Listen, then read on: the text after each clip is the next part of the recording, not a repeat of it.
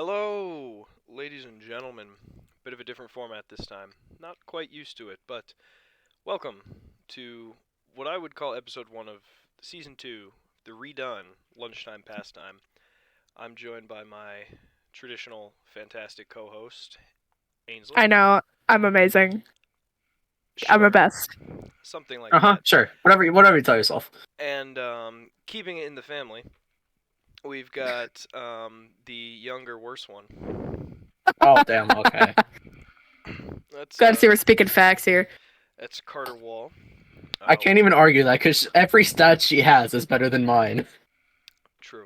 We're talking about more than just stats. We're talking about me as a person, you know? Yeah. Well, I'm just better. Okay. We just fucking decimated him. Yeah. So, I already lost the World Series, guys. You don't need to do this again. well, there's the spoiler alert. Randy Oh, moment. yeah. Because I Randy have moment. I have not, in fact, edited the next few videos that we need to, but Oh, well, it's okay. we get to it when we get to it, as they say. So today, Oh, Balob's here. we're going to Balov take a has look- joined the No way. the room, the studio. He's muted though, so I think Yeah. Yeah.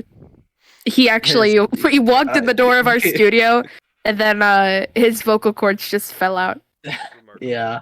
He I just don't can't know talk. Why my Discord was opened on the streaming tab, but that's dumb. Okay. Nah, whatever. All right. So what we're doing today, we're going through some of the most important things that we need to before the start of season 5, which is kind of crazy to think that we're already there.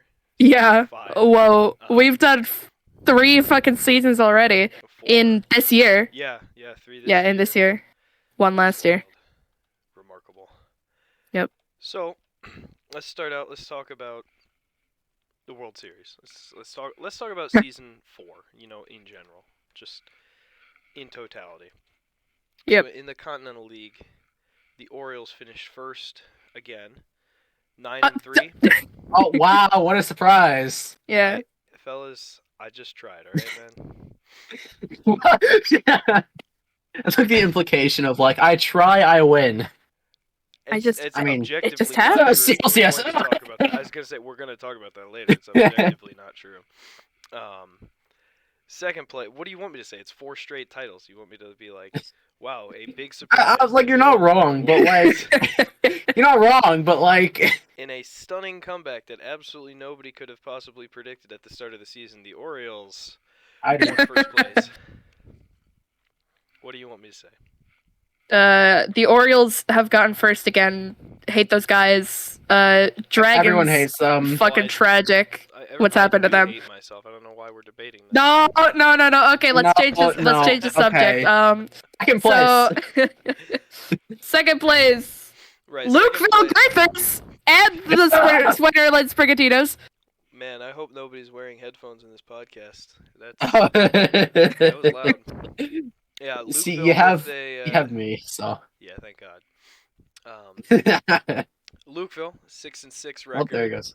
3 games back of the Orioles, but this is their first postseason appearance since season 1. They had the tiebreaker over the Sprigatitos as well, which means this is their first ever second place finish. Obviously, that gives away who was third. This is the Sprigs for the 3rd straight season.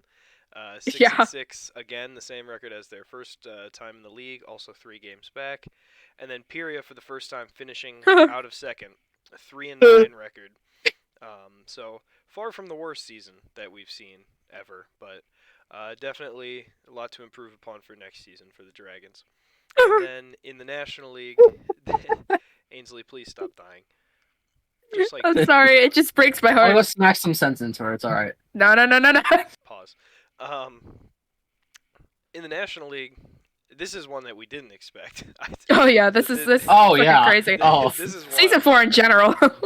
Season 4, just everywhere. Yeah, the Valentino City Bombers actually finished 9-3, tied with the Orioles for the best record in baseball this season. Absolutely insane season for Caleb. I mean, what can you say Ow. about the Bombers? Speak of the devil, he's back again. We said his name and he just, like, is there. His Oh, spidey sense was tingling. Remarkable. His bomber's sense. his bomber sense.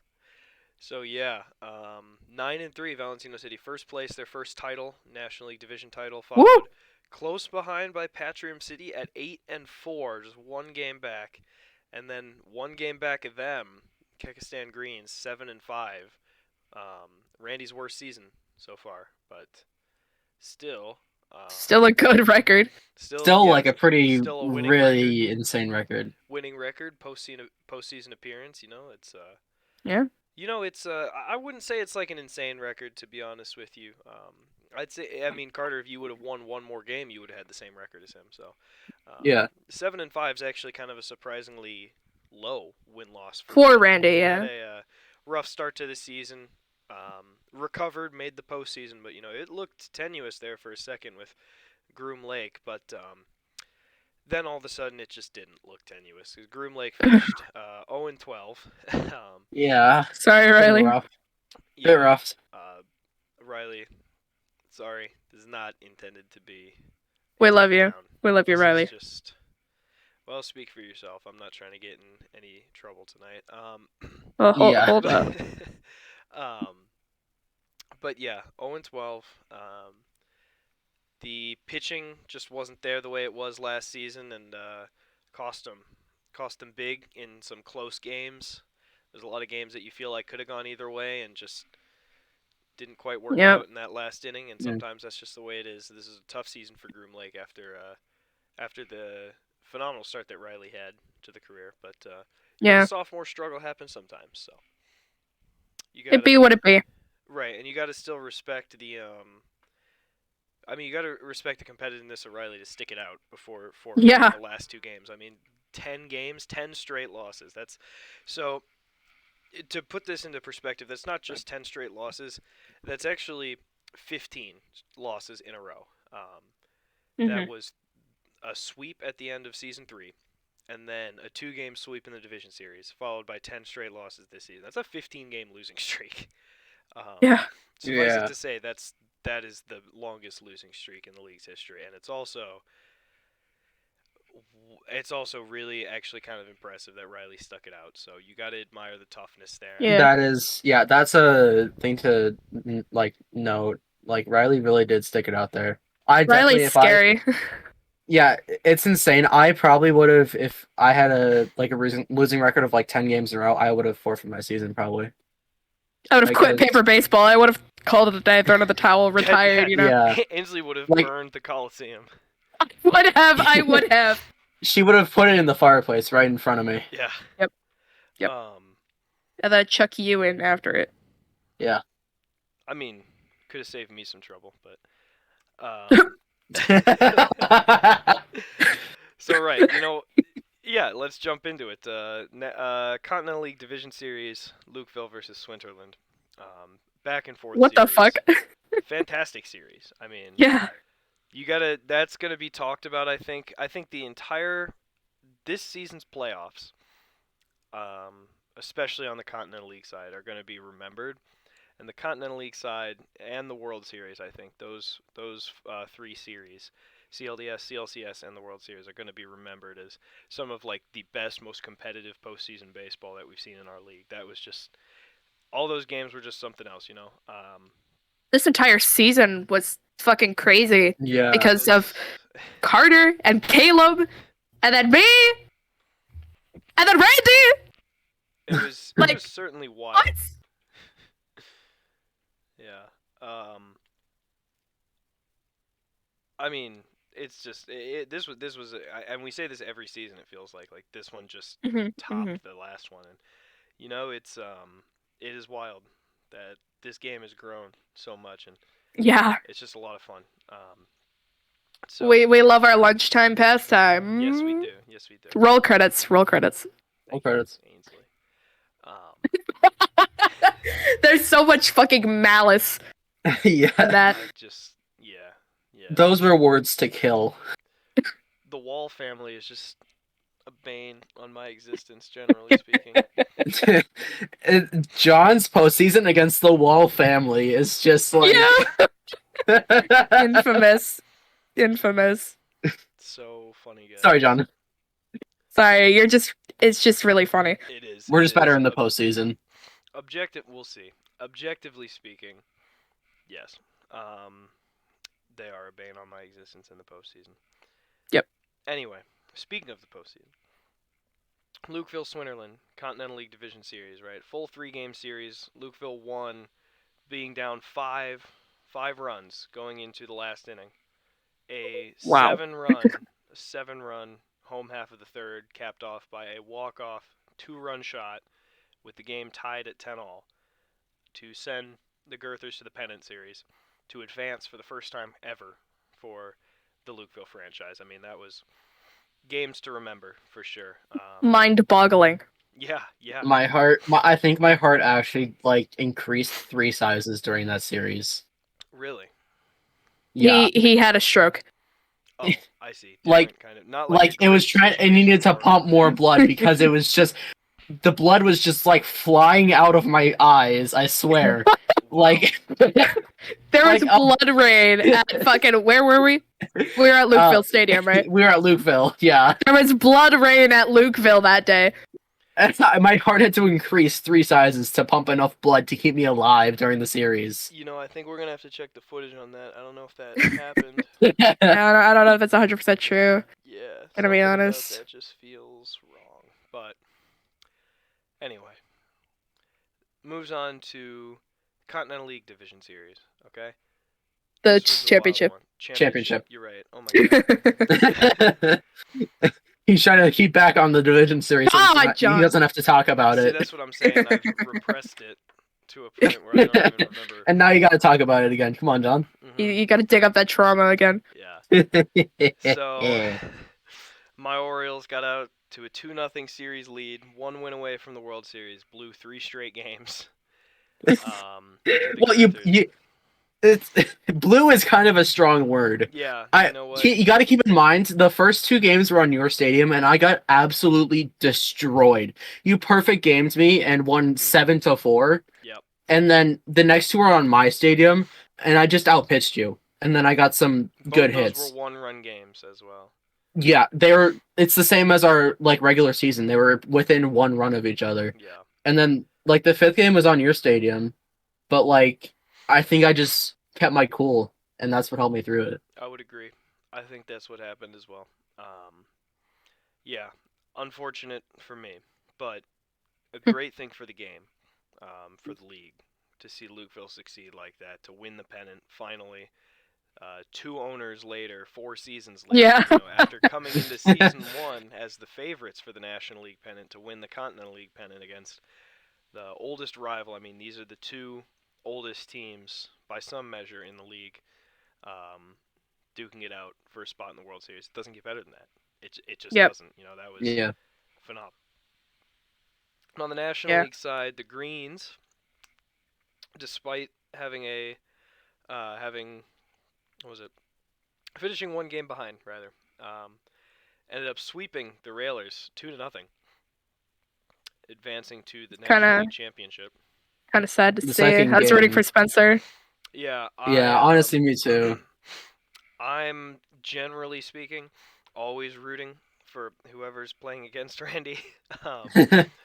Not because I don't like Randy. I really like Randy. But because Hold up. Randy's crazy, and literally It's always anything that limits his stats is helpful. It's also fun to root for the underdog, you know? Right. Yeah. I mean, Spencer's not technically the underdog now that he's won a World Series, but like, Randy has gone to the World Series twice and lost. He's won Silver Slugger 3 times or something. It's like he's already got everything. He leads the league in home runs by almost 200. Yeah. Over John. Yeah. Like some of those are fudged, but like still. Some of those are fudged. Some of those are a result of playing in a hitter-friendly division in a hitter-friendly park.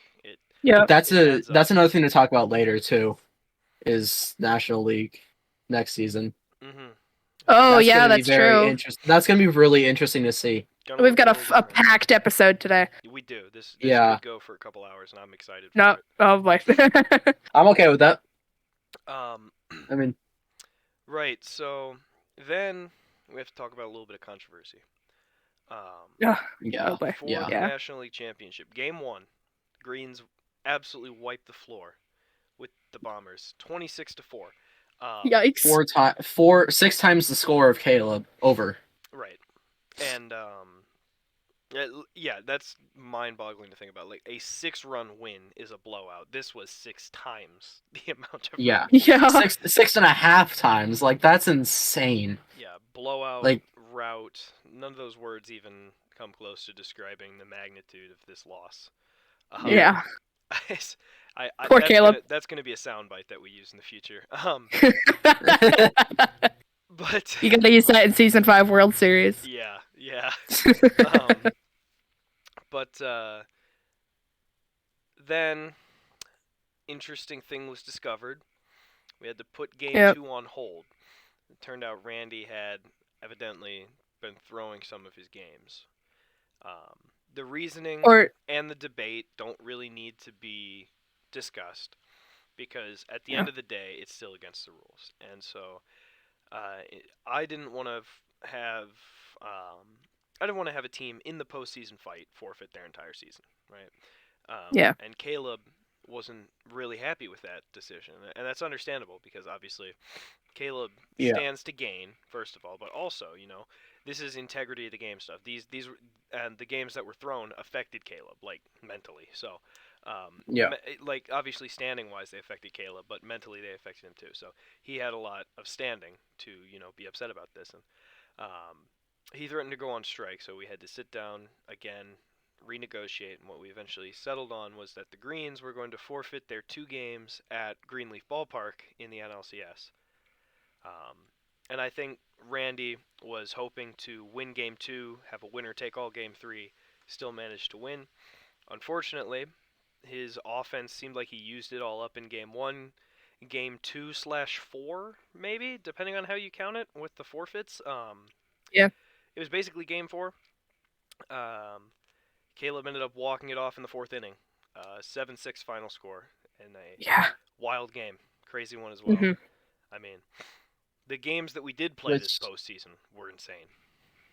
Yeah, and like at that point when Caleb got that walk-off win, that is like the most insane like 2 championship games and B or 2 championship series and B like the most insane World Series like lineup. Like it's crazy. Yeah, Carter's right, and that does segue into the World Series for Season 4, which is the first time that 2 last place teams have faced each other in the Fall Classic. I mean, what? Yeah. What? What happened there? What's going on? Both of these teams had 1 win last season. Mm-hmm. 1-8, baby. Yeah. What? How? What happened? What is going on? I learned how to pitch. Mm-hmm. That's what happened. It wasn't your pitching that changed. It was your batting. It's actually his pitching, statistically speaking. Statistically, I actually had worse hitting stats this season. Slightly. Slightly worse. Which I think is fully accounted for by the return to normal pitching stats for everybody else. Yeah. I think the offensive drop across the board was just kind of expected when everybody's pitching improves again. But no, Carter's ERA went from 11 to 3.8, which is that wins you ball games. That's how you go from a last place team to a second place team right there. 3.8 is a good ERA in normal baseball. Mm-hmm. In paper baseball, that's fucking amazing. Right. Yeah. That's Cy Young winner. Yeah. That's Carter, actually me and John were talking. Sorry, go ahead. No, you go ahead. You say what you can say. Okay. Me and John were talking yesterday about I mentioned his ERA from season 1, the 1.58. Yeah. 1.58. And I was saying like I don't think anyone's ever going to touch that. And I think 383 from me and John this season, that's probably some of the closest we're going to get. Yep. Obviously, there is like Randy and Ainsley's ERAs in season 2. Those were 3 for Randy and 344 for Ainsley. Mm-hmm. Same with Riley season 3, 344. But like, I think that's the closest we're going to get because 158 in this like hitter's paradise, in this economy, like I think the way that hitting works now, nobody's gonna be able to touch that. That's a record untouched. Well, I don't necessarily agree with that, but we don't need to get into a debate about records right now. Yeah. I will say, it's interesting to think that actually the first place and the second place all-time single season ERAs, the first, second, and third place all-time single season ERA records are all held by season one Continental League pitchers. Yeah. That's John Banks George Suck 158, Ainsley Wall 211, Caleb Damask 258. Those are the top three, all from season one, all from the Continental League. Mm-hmm. That's wild. I mean, yeah, so wild. That's insane. Yeah. And what else is insane was World Series 4. So, oh boy, this was the first time that we've done the World Series outside. This is the first time that we've done the World Series all in one day, all in one place, and with the same crew for umpiring and broadcasting as well. So this was a different experience. This is, in many ways, this was a test bed for future single-day events, single-day playoffs, and eventually, hopefully, single-day season competitions, season tournaments over the summer. That's how we want to keep the league alive, obviously. So this was a test bed for that, and I would say from a pure time management and enjoyable level, I would say this was a smashing success. I'd say so too. Yeah. And if we do this, because when we did the World Series, it's a little bit chilly. It was like really sunny out and it was nice and there's a breeze, but it was a little bit chilly after a while. But if we do this over the summer, and it'll be nice out, with a nice breeze, it won't be cold. It'll be like a nice 70 degrees or something like that. I think it'll be perfect. It'll be amazing. Yeah, no, I definitely agree with that. I think it worked out very well. I think what was it? So we started at 12. We finished games at 1:30. So that's 7 games right there in an hour and a half. Those are 7 intense recorded World Series games. Regular season games go faster than that. So, that speaks to if we're doing a 6-game regular season and we have one team sit out, we could do the whole season optimistically in an hour and a half, realistically in 2 hours, right? Yeah. That's the whole regular season. Then you get lunch. Then you do the playoffs, right? That is fantastic. That's some phenomenal timing right there. It's going to be fun. It's going to be really fun. Yeah. Yeah. And it's also, I think, very flexible. Mm-hmm. The likelihood that we're going to have everybody available for every summer tournament, not very high, right? Yeah. So you just gotta be adaptable with this sort of thing. So the leagues have to be adaptable, the schedule has to be adaptable, and I think this is a great format for that. Because it's a one-day thing, it's not like you're going to try and make up a game a different day. You're going to need to switch out these people's games tomorrow. It's all in one place. Can make the decision right there, stick it through for the whole season, and just whatever happens, happens. And that's a big difference from what we had last season, where most teams were done, and we had to wait for a couple teams just because they weren't available at certain times. And that's fine when we're doing it in this situation, but you can't do that, if we're doing it for a day. So. Yeah. So yeah, big success on that front. Oh, sorry, Ainsley, you go ahead. No, I was actually we both tried to do the same thing in terms of redirecting it back to the World Series. Oh, yeah. So, yeah. Right. That's all I was going to do, yeah. Yeah, so big success there. And big success, I would say, gameplay-wise. Yeah. You talk about World Series 2, right? I think most people would agree that's the gold standard for World Series. Glad to hear it. Yeah. You watch those games and you think to yourself, wow.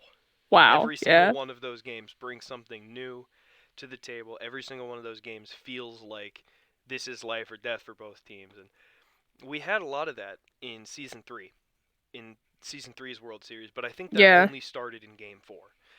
When Patchroom City finally punched back and you felt like, okay, no, this is a competition. Like, this the is underdog. Right. Yeah. and I'm sure Spencer would politely disagree, or probably say, probably not. He'd probably be polite, but he'd probably say something effective. What? What do you mean? You sound exactly like him. It looks like perfect. Spencer, I love you, buddy. But I'm sure he thinks that his World Series was better. And you know what? I've gone back and forth on which one I like more because they're both crazy in their own way. But honestly, either one that you pick as your favorite, I think you have to acknowledge this World Series 2 now is competition. Season 4. Yep. I mean, this was another 7-game series. So every single World Series we've done in this school year has been the full 7 games, which is awesome. Yeah. Not a like gold standard now. I've not predicted a single one of these World Series to go to a full 7 games. Remarkably, the only one that I did predict to go to the full 7 games on record is What's season yours? 1, which did not happen. Every time I predict something, it doesn't happen. So, or not even just predict something, even if I lay the groundwork in case something happens, Karma just likes to be like, yeah, you wasted an hour on that graphic, you moron. So you absolute. I'm telling you, it's the baseball death note. It is. You can use this to your advantage. It's like you can't say that it's a perfect game during a perfect game because then it won't be, right? That happened in the World Series, right? My bad. I'm still not mad at Ainsley or me for saying it, but I'm still mad I didn't get it. Yeah. I was a walk away from a perfect game because I had 2 no-hitters. I had 2 no-hitters. Yep. That's a yikes. Yeah. But he's going feral. Fellas. Right, but I mean, game 1, right? Game 1. This is the game that sets the tone for how this World Series is going to go. Every season you see it, right? Season 1, Orioles took the win in, I think, was it extra innings in game 1? I want to say it was a final in 4 in game. Yeah, it was. Orioles take it in a walk-off, 6-5 in game 1, right? Game 1 of World Series 2, 6-7 Greens win it in a walk-off, right? Yeah. World Series 3, 14-15 Sprigs win it in a walk-off, and Season 4, 3-5 Valentino City wins it in a walk-off. So, that's how you set the table. That's how you know this is going to be a competitive series. It's going to be a fun series. And it was. Next one, we had our first extra inning game since Season 1's World Series, right? Wild. Our first World Series extra inning game is what I mean to say.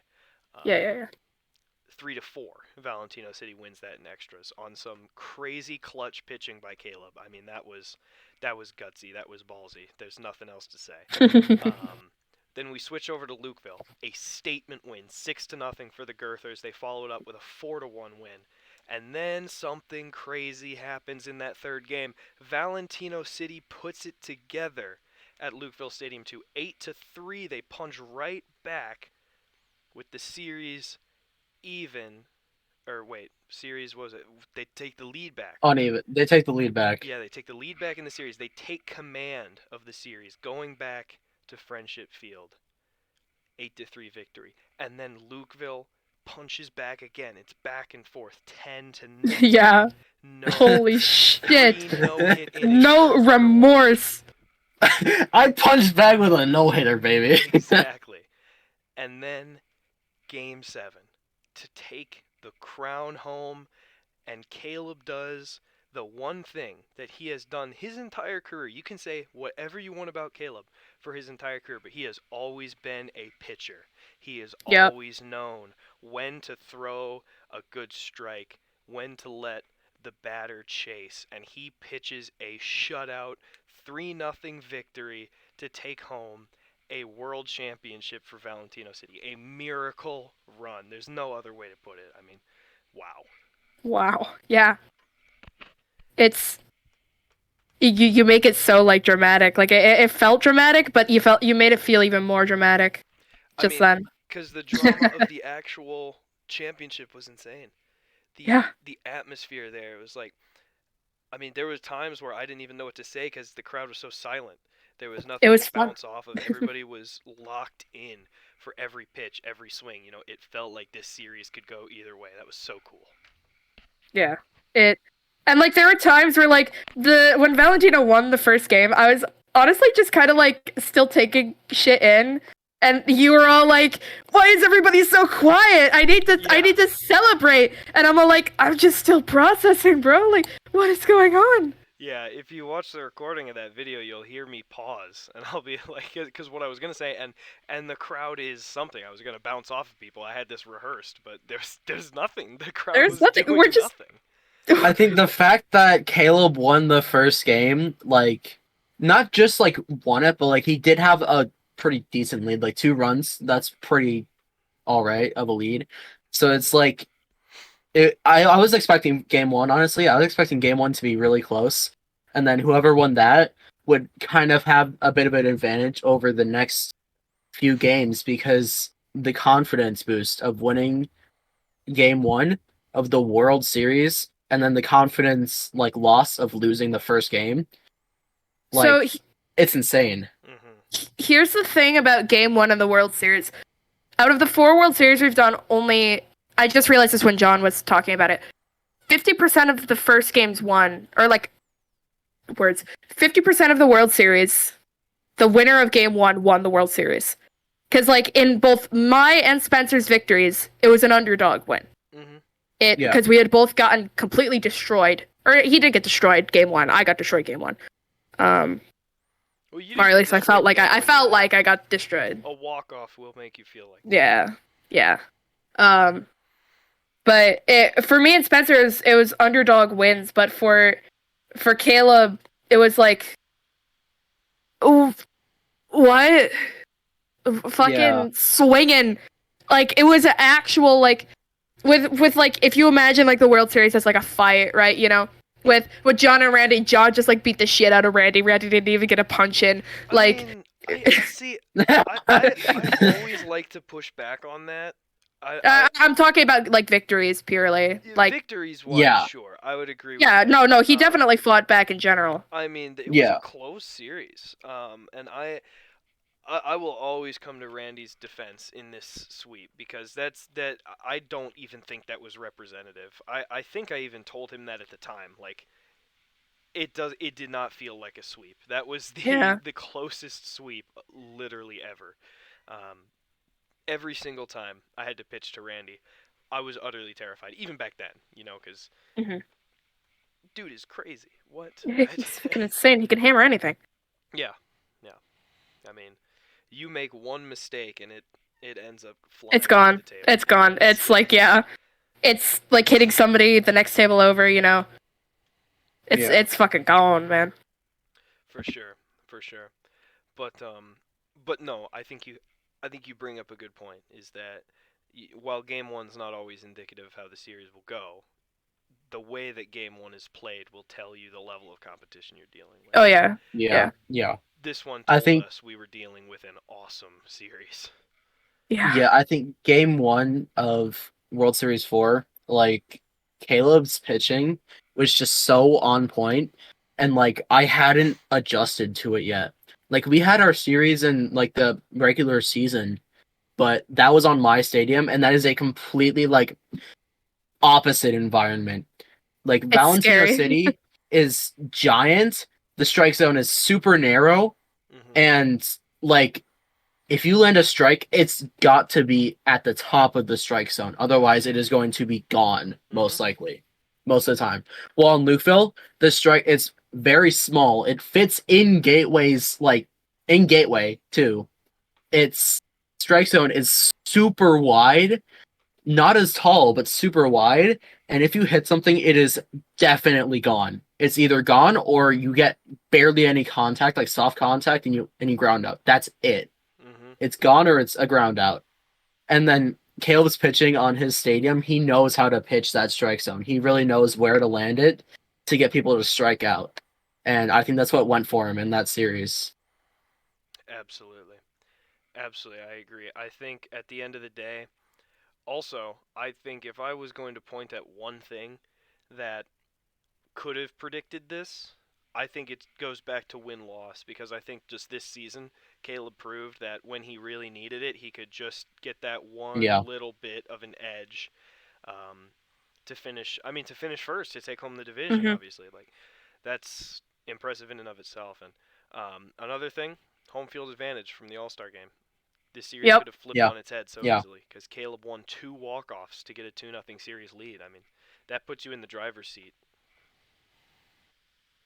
Yeah. And it's also I think with having home field advantage, it's also your series or not your series, your games on your stadium are more spread out.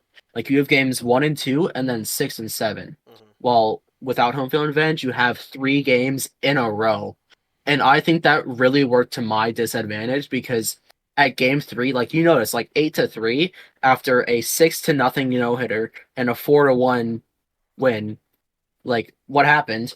It's that Caleb got used to everything on my stadium at that point. Mm-hmm. He knew Mm-hmm. where to pitch, he knew how to pitch, what pitches to throw. He knew like how he should hit. He started at game 3. I was so thrown off by this. He was putting his bat outside the strike zone when the pitch was not like before the pitch was thrown. Like he'd have his Yeah. bat completely out of the strike zone, and then he'd move it where it needed to be to hit a home run, and it was insane, and it threw me off And I so think, much. yeah, yeah. I mean, that threw me like in the booth off. I was like, what is happening here? Um, Yeah, Yeah. and if you look at the footage, it doesn't even look like he was moving forward. I mean, maybe there's a couple times that was missed, but even then, it's like he's not moving the bat forward. He's not trying to cheat. It's a mental thing. So he forces himself to move the bat, and I think that's a great idea. I mean, yeah, Mhm. because you and don't get complacent. You don't wait for the pitch to hit your bat. You bring the barrel to the ball. That's a huge thing. Some that's the thing. some of the scary parts of this World Series was how much Caleb adapted. It's Dude, scary because normally you see, of course, you see that between seasons. You play a series against somebody in season yeah, 2, and then season 3, and all of a sudden they're playing completely differently, and you're all like, "What the fuck happened?" But with Caleb, he changed like mid game Mm-hmm. almost. Like he yeah, started. like I've never seen him do that like outside the strike zone thing, unless I haven't seen enough of his No, games. that's Like, completely new. yeah. yeah, No, it's yeah, insane. and it's like the thing is that's a disadvantage of Lukeville too as well. The strike zone is too big Yep. because like with the way he was hitting that, like with the outside the strike zone thing, it's that I knew exactly where his bat would be all the time. I knew it was right on the right side of the strike zone when you're looking at it from the pitcher's mound. It was on the right side. If I pitch to the left, he's not going to hit that. He's going to move his hand forward, or it's going to stop, or he's going to miss it completely, or just not swing. But when he does that thing where he has to move it in, forcing himself to move it in the strike zone, he knows how he should move it in. So he knows where to hit the pitch instead of just like you said, being complacent, waiting for the pitch to come to the strike zone. And that's what really worked for him in the end of game 5. Mm-hmm. Mhm. Yeah, I mean, credit to He's a Caleb. menace. Yeah, credit to Caleb. I mean, he put together a phenomenal season, a great postseason, and then gave us a World Series to remember. I mean, Yeah. that was impressive. That was awesome to see. I think well deserved for one of the oldest members of the league and somebody who has Struggled. stayed in the league, yeah, through some crazy struggles. I mean, um, we talk about Riley sticking it out. How about 3 losing seasons in a row? Yeah. Never got, Against Randy. yeah, never got an award. Yeah. Still hasn't. He's never got an award before this season. Never had a title, and now reigning World Series champion. Crazy. Yeah. Let's make it not happen again, all right? Valentino City repeat season? Let's find out. Oh my god. Oh god. Speaking of which, we'll talk about these changes to the Continental and National League. Look at that segue. Look at that segue. There you have it. Right. So, before we go into our little prediction fest, which is one of my favorite things to do, even though Yep. I'm always wrong, it's just Oh fun. yeah. It's just fun. There is a major switch involving none other than the reigning world champions, the Valentino City Bombers. Caleb the Mask has finally gotten his wish that he's been asking for a long time. The Bombers are back in the Continental League. Yippee! So now I can sweep him every season. right. We'll see. That's the goal. The battle for revenge will be interesting to see for sure. Yeah. For sure. Yeah. So Valentino City and Swinterland, the Swinterland Sprigatitos, are going to swap places, and you could say they're actually swapping back because Valentino City, as we know, season 1 was in the Continental League. It was one of the original Continental League teams. Started as a barnstorming club, a test season club, and went right into the Continental League. And Swinterland replaced Collerton, which was an expansion team in the National League in season 1. So, in a lot of ways, they're just. It was meant to be. Right. Right. And I think Sam in the National League makes so much sense. Same with Caleb in Continental. Yeah, I agree. I think statistically, we're bringing a pitcher to a pitcher's league. Right. Yeah. And exactly. A hitter to a hitter's league. Which who knows? Really a hitter's league. Balance, we could be interesting. I really need to see. Sorry, go ahead, Ainsley. I think it'll be kind of funny because I think our stats at the end of this season will be like much lower ERAs, but in the National League, everybody's like slugging stats will just skyrocket. It just skyrockets, yeah. Yep. I think the thing is, it's like the National League is already a hitters league. Like even with Caleb, it's a hitters league with his like insane pitching stats. Like he didn't have the best ERA last season. Like he did have the worst in the National League, but he still pitched pretty well. And there's also that skewed game which didn't help. Yeah, there is that skewed game which helped his hitting stats. I had the best in the National League last season, Caleb. Glad to see it, Caleb. We're talking about season 3. Yeah, last season. Yeah. Jump scare for everybody listening. Me too.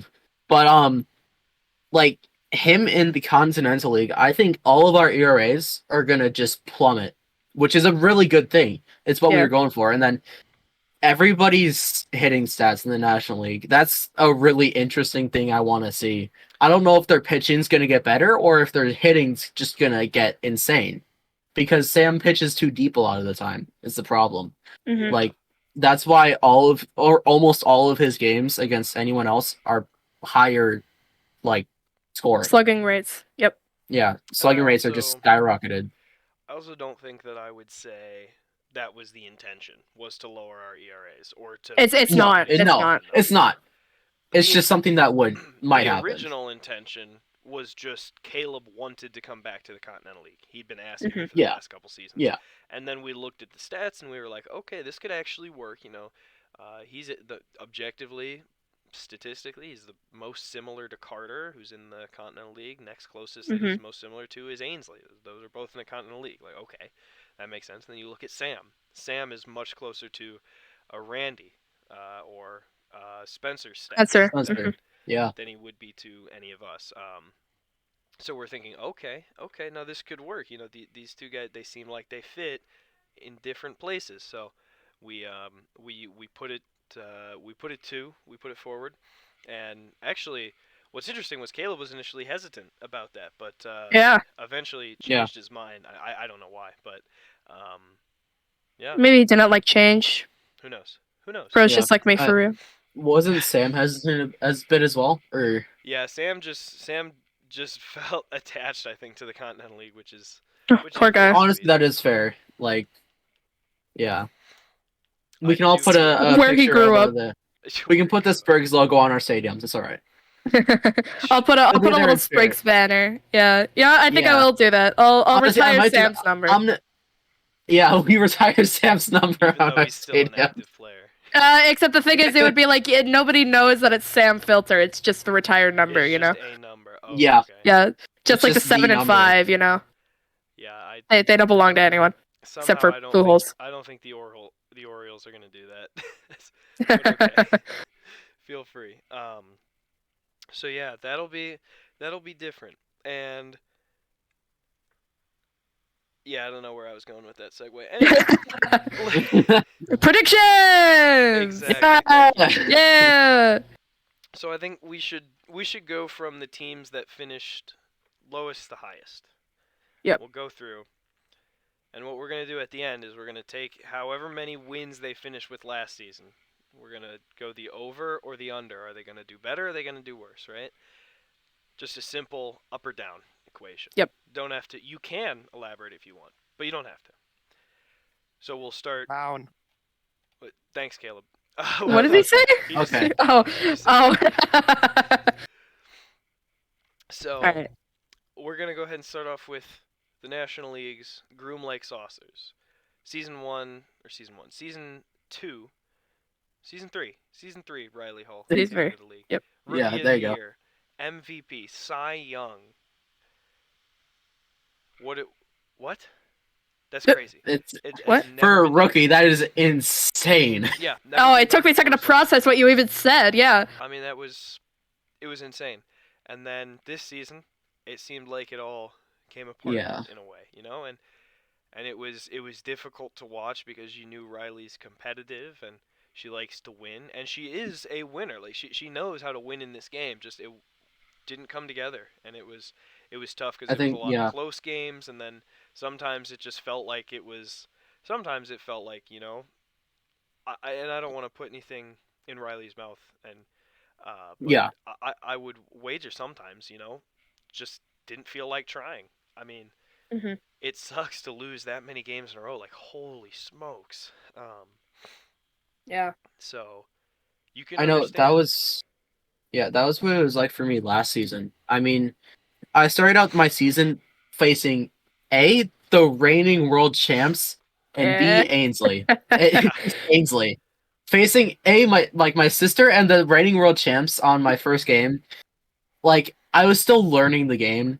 Yeah. And like, I think that's the thing that Riley had going for her. She already knew how to play the game, like, really well. And she came out of the gate, like, punching. Yeah, and I think there's a bit of shock factor in because she was pretty much immediately a strong pitcher, not a strong slugger. And against, like, Spencer and Randy are both great pitchers, especially Randy. Like, his pitching has grown immensely since, like, season 1. Maybe. You have said that yourself. That is something that you have said. You have said his pitching has grown. Yes. It has. I agree with that 100%. I don't know if I would agree with calling Randy a great pitcher. Okay, well, Randy's a pitcher. And I think just Riley coming into the league with strong pitching stats, like her first season, I think that just it had a bit of shock factor. Yeah. And then that's fair as well, yeah. And like the learning curve with the pitching was super steep, but her learning curve with her hitting is what kind of got her. Yeah, and that's the thing with me, like the thing about the stats of, like, win-loss or, like, ERA and stuff, it's not fully indicative of, like, what the season was like. Like, you could say, like, yeah, okay, I finished 1-8, but I went from 17-0 against Ainsley to 8-2 to 3-2. Yeah. So, like, over that series, I improved, like, so much over that one series. And then, like, with Sam, like, again, I still lost all of my games. I got swept. But 5-17, 14-15, and then 10-20, which that was kind of the outlander there. And then John, I think, is my best, like, show of like, my play style. Like, in my series against John, like, 8-3, 5-11, and then the perfect game. But, like, those were the closest games I've had in season 3. And, like, and then there's also the fact that I learned in season 3 how to do everything, and then I perfected it season 4. Well, not perfected, but I got a lot better at it. Yeah. And that's the thing. Like, yeah. And you wonder then, is that going to happen for Riley as well? And another thing that I would posit is that I actually think Riley is set up very well for a bounce back season. I'd think so. I do think she is. Yeah. So here's why. So Riley's opening series is against the Sprigs at her home field. Yeah. So on the surface, I can understand why people's immediate reaction is shit. That sucks. Here's why I don't actually think that. I don't know if I could say that Sam's pitching has actually markedly improved from season 3. I mean, I'd agree with that. Yeah. He still, in my mind, throws it too fast and too deep into the strike zone. And if Riley can just tweak her swing just a little bit to hit those pitches that come down to the back of the zone, then what are we talking about? She's got home field advantage. She can walk this game off, right? And then next series she has against Patrium City. She has not won a game against Spencer. She has played 8 games against. She's played 7 games. Against Spencer. Career has not won one. Damn. Well, no, is it? It is 8. It is 8 games. 8. Yeah. 2 series and then the postseason. That's right. That's actually really surprising. I thought she had won at least one. But no, but here's why. In a roundabout way, this is another good thing. If you believe in the whole historical record thing, which for the record, I don't. Every season is completely different. But if you put stock into it, and maybe I put a little bit of stock into it, maybe in this case especially I put some stock into it, because I know how good of a player Spencer is and how competitive he is, then it's better that that's an away series, because it means that her home field advantage for the next series is more of a factor, right? Yeah. Does that kind of make sense? Against me. Right? It saves it, exactly. And this is not meant to be an insult against you, Ainsley, at all. No, it's fine. It's fine. But objectively, you have to acknowledge these are 2 last place teams, and Riley has home field advantage. So this is another great opportunity for her to rack in some wins, to get something going, right? And then her season finisher is at Greenleaf Ballpark against the Greens, where she has performed phenomenally in the past. I mean, a perfect game against Randy Shaw, winning 2 out of 3 her first time there. Does anybody win 2 out of 3 except for against Randy? Right, against Randy at Greenleaf Ballpark, their first time playing there, right? And a perfect game against the Silver Slugger for 3 seasons. Exactly. I want to. Sorry, finish what you're saying before I add on. Yeah, I was just gonna say. So she's set up very well, in my opinion, for a bounce back season. I want to bring it back to her series against Sam. Sam, I noticed when I was playing him at Pelago during season 4, I noticed that he struggles a little bit with a deep strike zone. Yeah, he does. Because especially against, like, I'd say me, John, Carter, and Caleb, like, or all of us here, I guess. All of us know how to nestle the ball in there, and Spencer and Randy do too. But we especially, like, if you look at some of, like, this is off the top of my head, so it could be complete bullshit, but if you look at some, like, the balls that we throw in our games, like, they're usually short.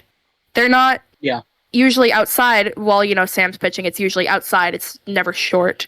But I think that since they're playing at Groom Lake, that might be an advantage for Riley, because if she just completely, like, shuts him out every single inning, like, with that strike zone, like, if she can at least, like, if she can, like, get her batting better, if she can get more confident, if she could get if she could find a comfortable swing, I think that could, like, really start the comeback. I'm still rooting for the Saucers. I was rooting for the Saucers the minute they joined the league. I'm still rooting for her. Riley's amazing. She's actually, like, such a good person. I really want her to win. It is so easy to root for the Groom Lake Saucers. I think we can all agree on that. It's a fun team when they're playing well. The league is doing well.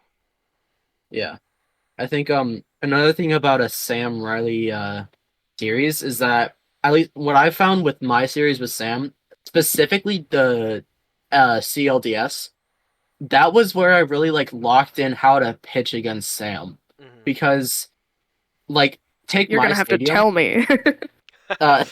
Okay, on my stadium, my strike zone is really wide. Yeah. Everyone knows this. Everyone hates how I pitch on my stadium. Everyone hates my stadium. Yep. But Sam, when he pitches on my stadium, like, it's not that he pitches outside now.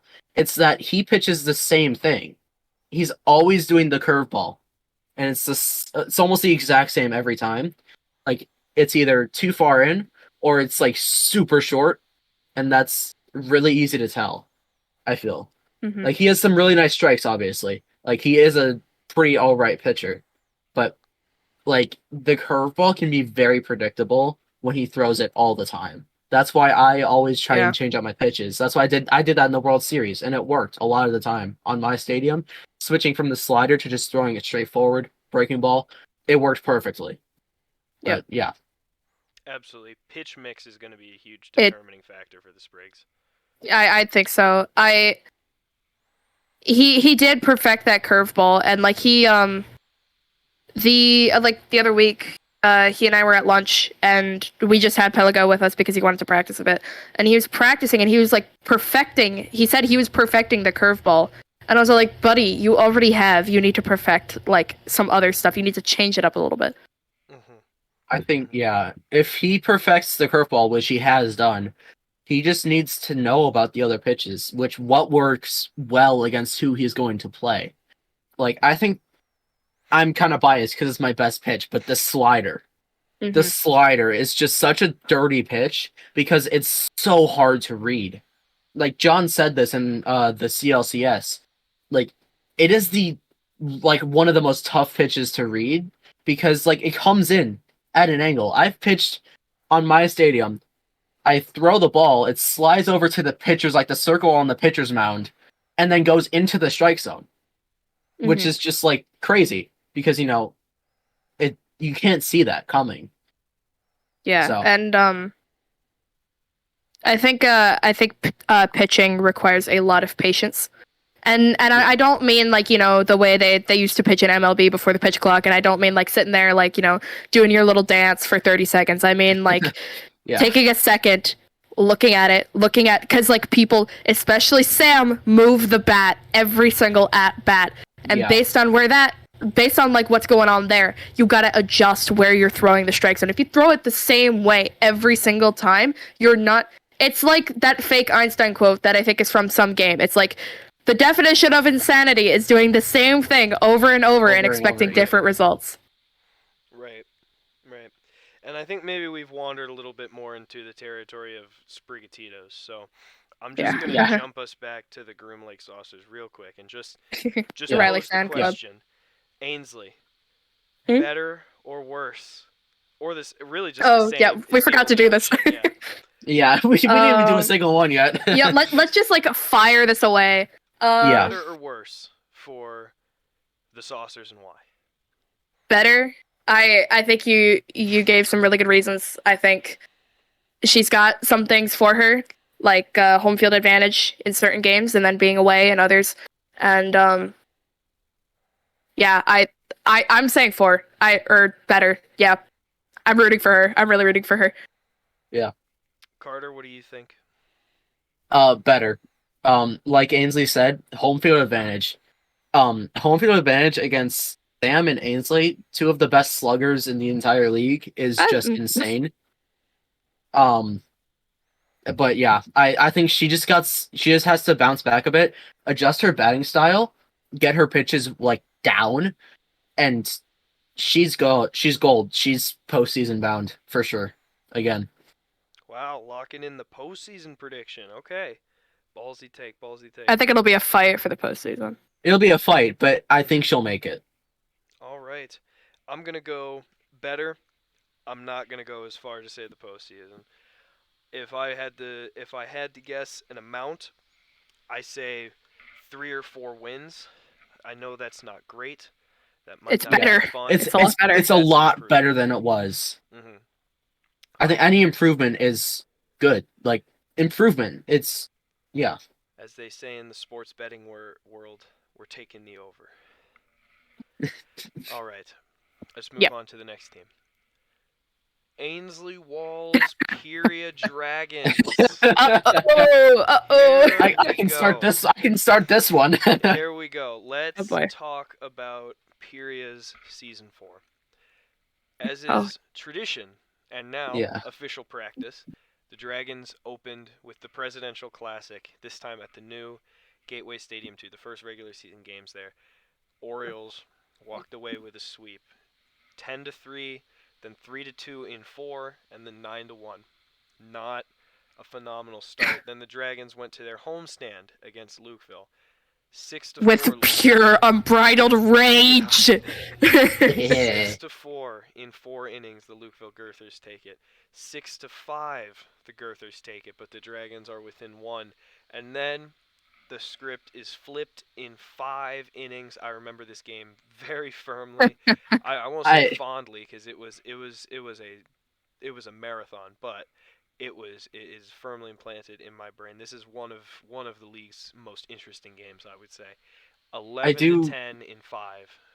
Yeah, I want to mention, if I didn't have those extra inning games with Ainsley, those 2, I would have had Cy Young locked down. If I had only 3 innings in that third game of the series, I would have had like a 3.70 ERA, and I would have no competition for Cy Young.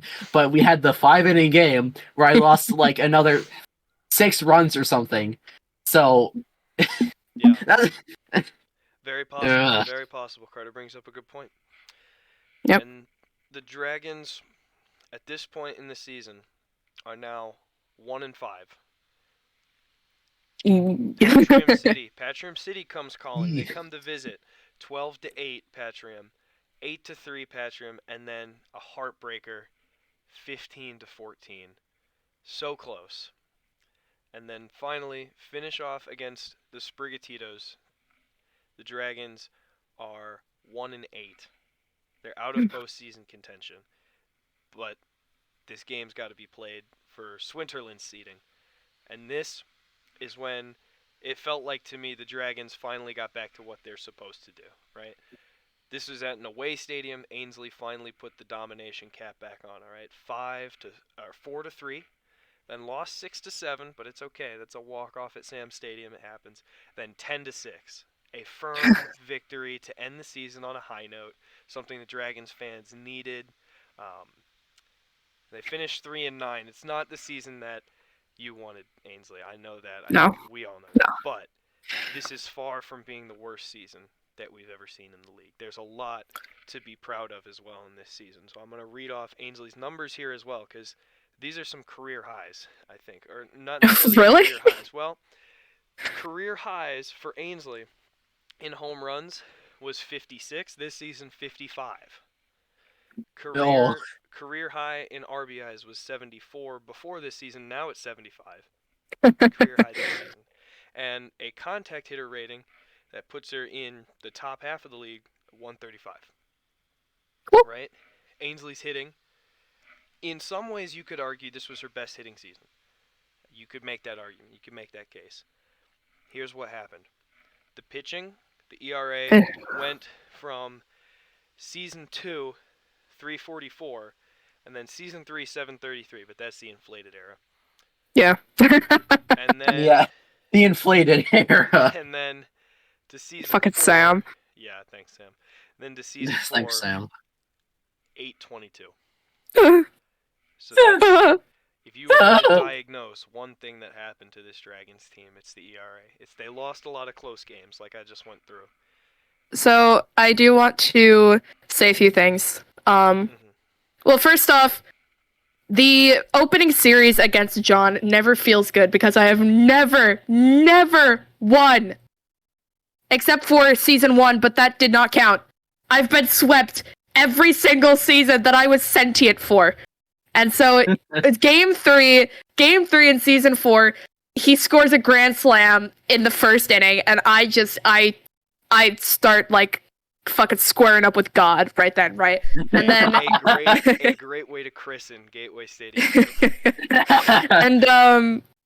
And so I was thinking like all through this series, or not this series, but this season, I was thinking like, shit, man, why am I'm always getting outscored? Like, I feel like I'm getting a good amount of strikeouts, but outs, and then I like look at my stats like when I'm done, and I'm all like, my slugging was not the problem. And I realize part of the problem now. I stuck to the things I knew, but like I just didn't. I've done studying. I've actually like really watched games, and I have, at least with John, and I will have to test this out season 5. I have nailed down the point or the part of the ball where he will always score a foul or an out. And like that's what I need. She told me about this. She told me about this. I'm so scared. Like I have studied, and I never like thought that it was my pitching that was the problem. It was definitely my pitching. I need to like focus in and just get that down this season. Okay. You should be scared, John. She told me about this when we did a practice game the other night. I didn't show him, don't worry. She didn't show me, but like she knows. She's got a spot. I'm so excited. I can't wait. Let's talk the Dragons' schedule for this season. Yeah. It's interesting. Let's take a look. The Presidential Classic returns to being the official opening day for these two teams. The Orioles visit the Period Dragons. When was the last time that happened? Season 2. Season 2. In Season 2? Dragons win World Series. Lock it in right now. Dragons, first team to win 2 World Series. You can put it on your mantle. Don't jinx me! Don't jinx me! Start framing the posters. I swear, if it's Caleb who wins the first 2 World Series in a row, I'm actually gonna retire. We can't let it happen. We can't let it happen. We're making Caleb lose every game. Let's let Randy win one, all right? The first Riley's gonna win. Yeah, Riley's got to win first. Season 6, Randy. Right. So, I mean, we all thought. Sorry, before you continue, but we all thought that Valentino winning the World Series was impossible, and look. Yeah, here we are. So, like, come on. Anyway, say what you're gonna say. All right. Orioles at Dragons at historic Pantala Coliseum, now the oldest stadium to never undergo a renovation or an expansion or a change. It is the oldest unaltered stadium in the league. Still a fun ballpark to play at. We had the All-Star game there. That was a roller coaster of emotion. So. I hate your strike zone. That's a fun game. I gotta say it, I hate your strike zone. That was back before we decided that bigger is better when it came to making fields. So, like... Bigger is better. Coming from the Girthers, bigger is better. There it is. We also didn't have official measurements. And, like, John was all like, okay, you want to make your stadium? And I was like, yeah, sure. And so, like, what was actually kind of funny about the process was, like, for, like, about 2 or 3 weeks, John was all like, so how's Pantala coming along? And I was all like, I forgot to take a picture, but it's going great. I did it all in one night. I did not touch it for weeks. So correct. But I just kind of, like, did it. One night, I was just like, you know what? I'm just going to draw it, see what happens, bullshit it. And it just happens to be one of the weirdest strike zones in the league. Yeah. Yeah. But I think it works to your advantage, honestly. Depends. At times. At times. Yeah. So next, we already talked about this in our last little bit. Dragons visit the Saucers. That's interleague play. That's at Galactic Park. So, I don't think that's going to be a sweep for either team. No, I don't think so either. I don't think so either. I can't say for sure who's going to win, but I think it's going to be a fight. Yeah. Then the Wall family reunion at Lukeville Stadium. The Dragons and the Girthers. Hoping to reverse season 3. At the stadium there it is. At the stadium that these two have been practicing on in the off season. I need my revenge. I'm getting the sweep season 5 for revenge for season 3. I can't let her sweep me on my stadium. Oh boy. And then the Dragons finish off reigniting the Fourth Prairie War, the Bombers and the Dragons. One of these two countries will burn. I am so excited for this series because we have not gotten to play. Like, the All-Star game does not count. Like, we have not gotten to play since season... Like, have we... we played season 1, right? Yeah. Yeah, season 1. Yeah, I don't even remember it. All I do remember is the ties in football. certified Yeah, Caleb and Ainsley moment is to tie it and take it to extras. Mm-hmm. I mean, I think if one of them's gonna burn, all I'm saying is that dragons breathe fire and bombs explode in fire. Hey, that's a good point. That's all. That's a good That's point. all I'm saying. I'm just gonna light the fuse. Carter has said it. Lock it in. Your period dragons, season 5 world champs. Don't. Let's not get carried away now. All right, Carter, I'll let you start off. Okay. Are you taking the over? Are you taking the under? Are the dragons gonna improve? Are they going to stay the same? They're gonna get worse. This is from season 4 to 5, right? Yeah. Yep. Okay, so I think it's gonna be an over, but I think it's gonna be like very close in all of her games.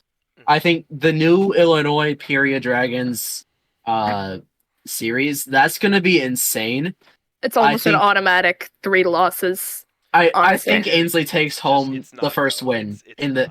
I think Ainsley takes home the first win in the rivalry. I'm really at least one win. I think at least one of them is Ainsley. And then the series against me. I don't want to sound like condescending. Great. Condescending, yeah, that's it. Thank you. Yeah. Don't be like Randy. I don't want to sound cocky. I don't want to sound condescending. But I think on my stadium, I can definitely outpitch her. And I don't know about hitting stats, but I think she takes home. I think she's gonna win that series, honestly. Wow. So I'm thinking. I don't want to get cocky, but I think I'm gonna lose. I was saying that about the pitching part. Right. I feel like Carter's 3-3 changed mid-sentence. It kind of did. He didn't want to get pummeled. So, 3-3 in the series so far. 2 series in, wins against the Girthers, loses to the Orioles, but takes home the first win of their rivalry, and then against the Bombers.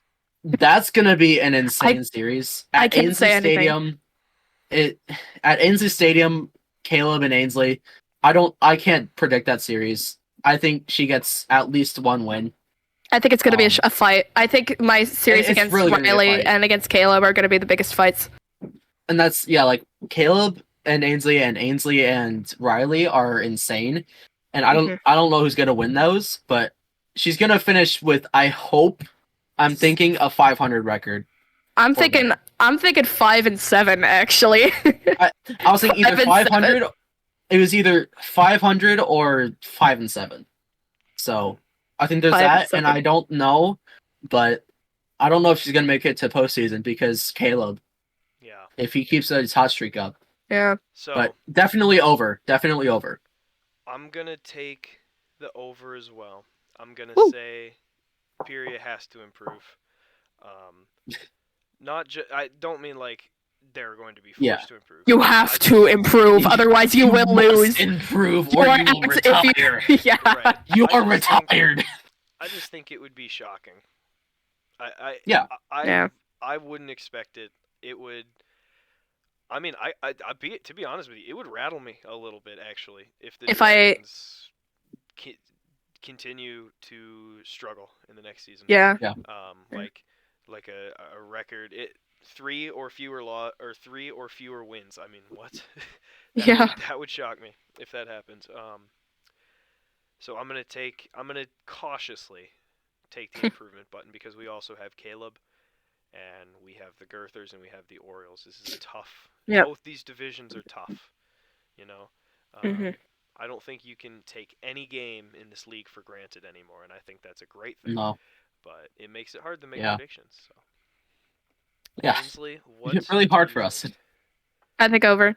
I don't think I'm going to finish with a winning record, though. I think it's either going to be 500, like Carter said, or lower. Yeah. But I do hope I'm going to do over. And I keep saying, as a joke, the Art Deco theme of Season 5 gives me strength. The black and gold, it gives me strength. That is a fire logo, John. It's off topic, but that is such a good logo. I love Art Deco. It's gonna be fun. All right. Yeah. That's Superior Dragons for you. Next up, we're staying in the Continental League, 6-6, third place for the third straight season. We're talking Swinterland, Sprigatito's, Sam Filter's squad. What are we going to say for the Sprigs? Let's talk about their last season. The Sprigs were supposed to open against the New Illinois Orioles, but there was a scheduling conflict, so they actually opened against the Lukeville Goethers. Started off 4-0, perfect game. That's a hell of a way to start a season. Yeah. And then the Goethers bit back 3-5, 3-4. Sam starts off with a losing record, 1-2. Next up, the Sprigs start the series against the Groom Lake Saucers. Win game 1, 3-1. Very close game. Not what you expect. And then the Sprigs play the Dragons. They lose the first game at their own stadium, take game 2, and then we go back to their series against the Saucers. 21-13, the Sprigatitos win. Insane. Wow. What a game. You go from 3-1 to 21-13. Did anybody expect that? What? No. What the hell is Sam smoking? I swear, like, in between, like, 2 games of a series, he just, like, takes a break, goes to the bathroom, and starts smoking something. I don't know what it is, but, like, it gives him so much power. He meets up with Randy. I think it's his duplicate Pokemon cards. That's my Dude, in the World Series, too, he pulled out, like, 50 of those. He has, like, there are, like, 5 Sams, like, just chilling in, like, an empty room, and then they all switch out for different games. Yeah. The filters are Bing chilling. Yeah. So, then the Orioles come to town, finally. They win game 1, 7-8. The Sprigs, they walk it off, but then the Orioles come back for a little bit of revenge for the championship series. 11-4 and then 12-4. They limit the Sprigs to 4 runs in 2 consecutive games. And then the Sprigs now have a losing record. They take game 3 against the Saucers 12-4, and then it all rides. At this point they had a 6-5 record. I'm sorry, let me correct myself. 6-5 record at this point. Go up against the Dragons for the final game to decide whether or not they would finish second or third place, and the Dragons finish strong. We just talked about it in our last bit, and the Sprigs lose their last game of the season. That is tough. 10-6, but they still squeak into the postseason with a 6-6 record. And then in the playoffs, of course, we all remember that phenomenal instant classic of a 3-game set. And Lukeville advances. Swinterland, the reigning pennant winners, are sent home in the first round. So, that was last season. Wow. What do we think? Yeah. Any thoughts for season 5, sorry. It's tough. It's really tough. Yeah. Because you have to take the National League into account. Carter, I think you have an actual thought, so you go. Okay. The thing is, he has interleague play with John, and that's a bit of a tough draw. Because I'm gonna double check the stats before I make myself look like an idiot. Before I like say something. Against John, he usually doesn't do like great. Like they're close. He leads the all-time series. Well, he leads the all-time series, but like, how do I say one this? Game. It's 6-5. Yeah, one game. Like it's so close. Like I think that's the thing is that it's so close, but I think John takes home that series. So in interleague play, Gateway 2, I think John takes that. Then does he opens against Spencer, right? Yep. Yeah. Theoretically. At his stadium. So theoretically, he opens against Spencer on Pelago Park. I think Pelago Park will work for him, but Spencer is really good. Spencer is amazing at the game. And I don't know, it's really tough because the National League with Sam is a very tough draw for everyone there. Because Sam has such high hitting stats, and everybody else has also high hitting stats, but everyone else also has a bit like lower ERA than him. I think he's had a pretty consistent 7 ERA or something. I think so. Like he doesn't something like that. 8.1 is his overall ERA, which is to be frank, not the best. Like I think that's gonna be a problem for him, especially against Randy. But I'll shorten it up and I'll say I think he finishes with a losing record, under 500. Wow. So under from last season. Wow, ballsy take. It might be a ballsy take. Under. It's a ballsy take, but I think under. Wow. And not by much though. I think it's going to be very close. And if he does finish with a over 500 record, I'll be happy. I would love to see Sam thrive. Yeah. Well, let's talk schedule. Oh, sorry, Ainsley. If you want to jump in, you absolutely can. I do actually have to go after this, but I will say, just as a parting thought, I do think that he will finish either 6-6 or with a losing record, because I think the series with Riley, I think Riley's going to do fairly well, but he's also playing Spencer, and I'm pretty sure he's playing Randy. Yeah, he's playing Randy, and he's also playing John. I think he has some really, really good players up against him, and I think there's always that shock of being in a new league, playing completely new people, because really he's only played John and Spencer. He hasn't really played Randy. He hasn't really played Riley. Yeah. So, anyway, yeah. All right. You guys have fun. So I'll be in the next episode. Okay. Under as well. Well, I will tell you this. Here's what I think's going to happen. I'm actually going to take the over on Sam. I believe in the kid. Oh. I think he's going to surprise some people. I think maybe he still finishes third. Maybe he takes second place. I don't see a division title quite yet. Yeah, I don't think he's taking the division home. I think, honestly, I think Randy takes home the division. No way he does not take home the division. Well, there's a couple ways I think he doesn't, but it'll be. I think it'll be a dogfight for sure. Yeah. And you got to respect Sam's game. I mean, this is a kid who has put up more home runs during his time in the game than anybody else. He is the fastest person to reach all of the milestones that we talk about. 100 home runs, 150, 200. He is insane.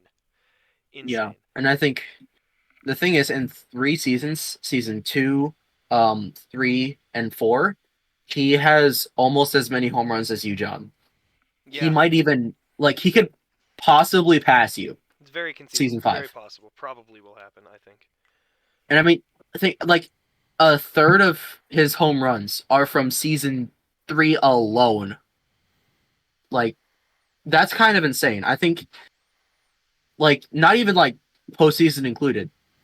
Only the regular season. It's insane. The kid is insane at the game. Yeah. For sure. That's the thing, yeah. I think with my guess or my prediction of under, it's not that I don't believe in the kid. I really do. I keep saying the kid. I'm the same age as him. Right. It's not that I don't believe in Sam. It's that I think he's just really gonna have a tough time adapting to the National League with everybody in it. Yeah. So.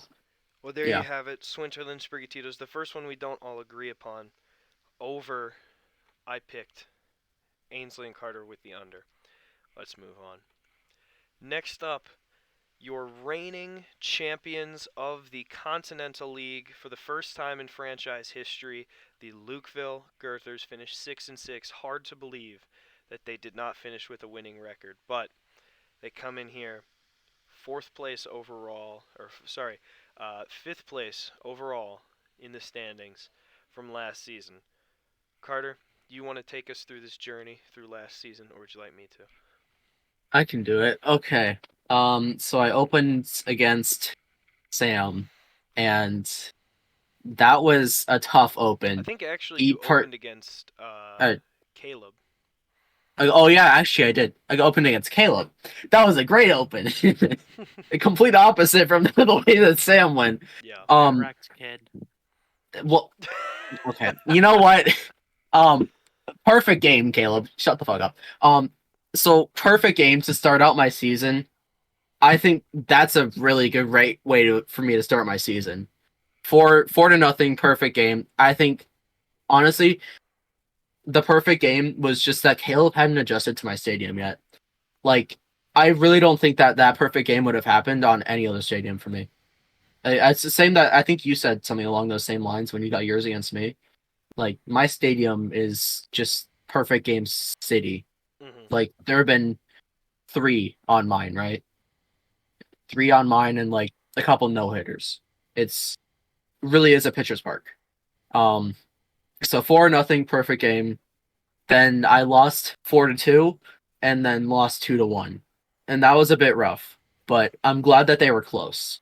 I really didn't want to get like destroyed. That was my goal. I didn't want another season 3 repeat because, I mean, I kind of got decimated last season by you guys.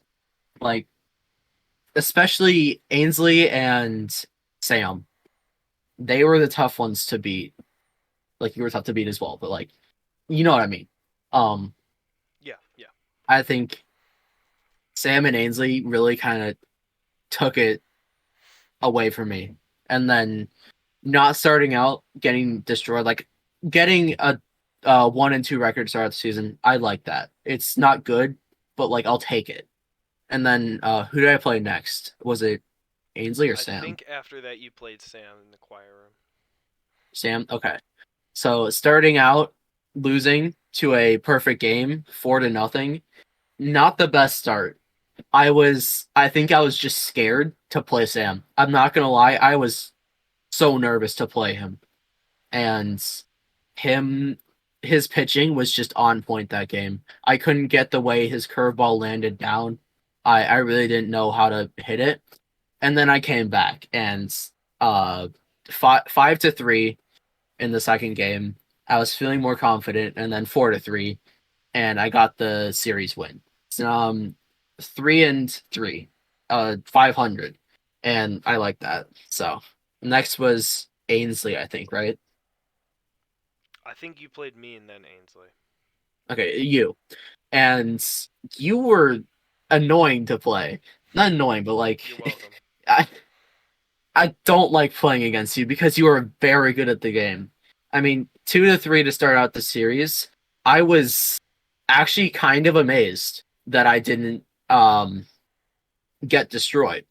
I honestly, my series with you, I thought I was going to get swept, or I was going to get like 17-0 in the first game. Um, Well, and let's do then that I this mean, time. all I the like that games, idea. yeah, all the games were within 1 run of each other. Like 2-3, I lost. 5-6, I lost, and then 2-1, I won.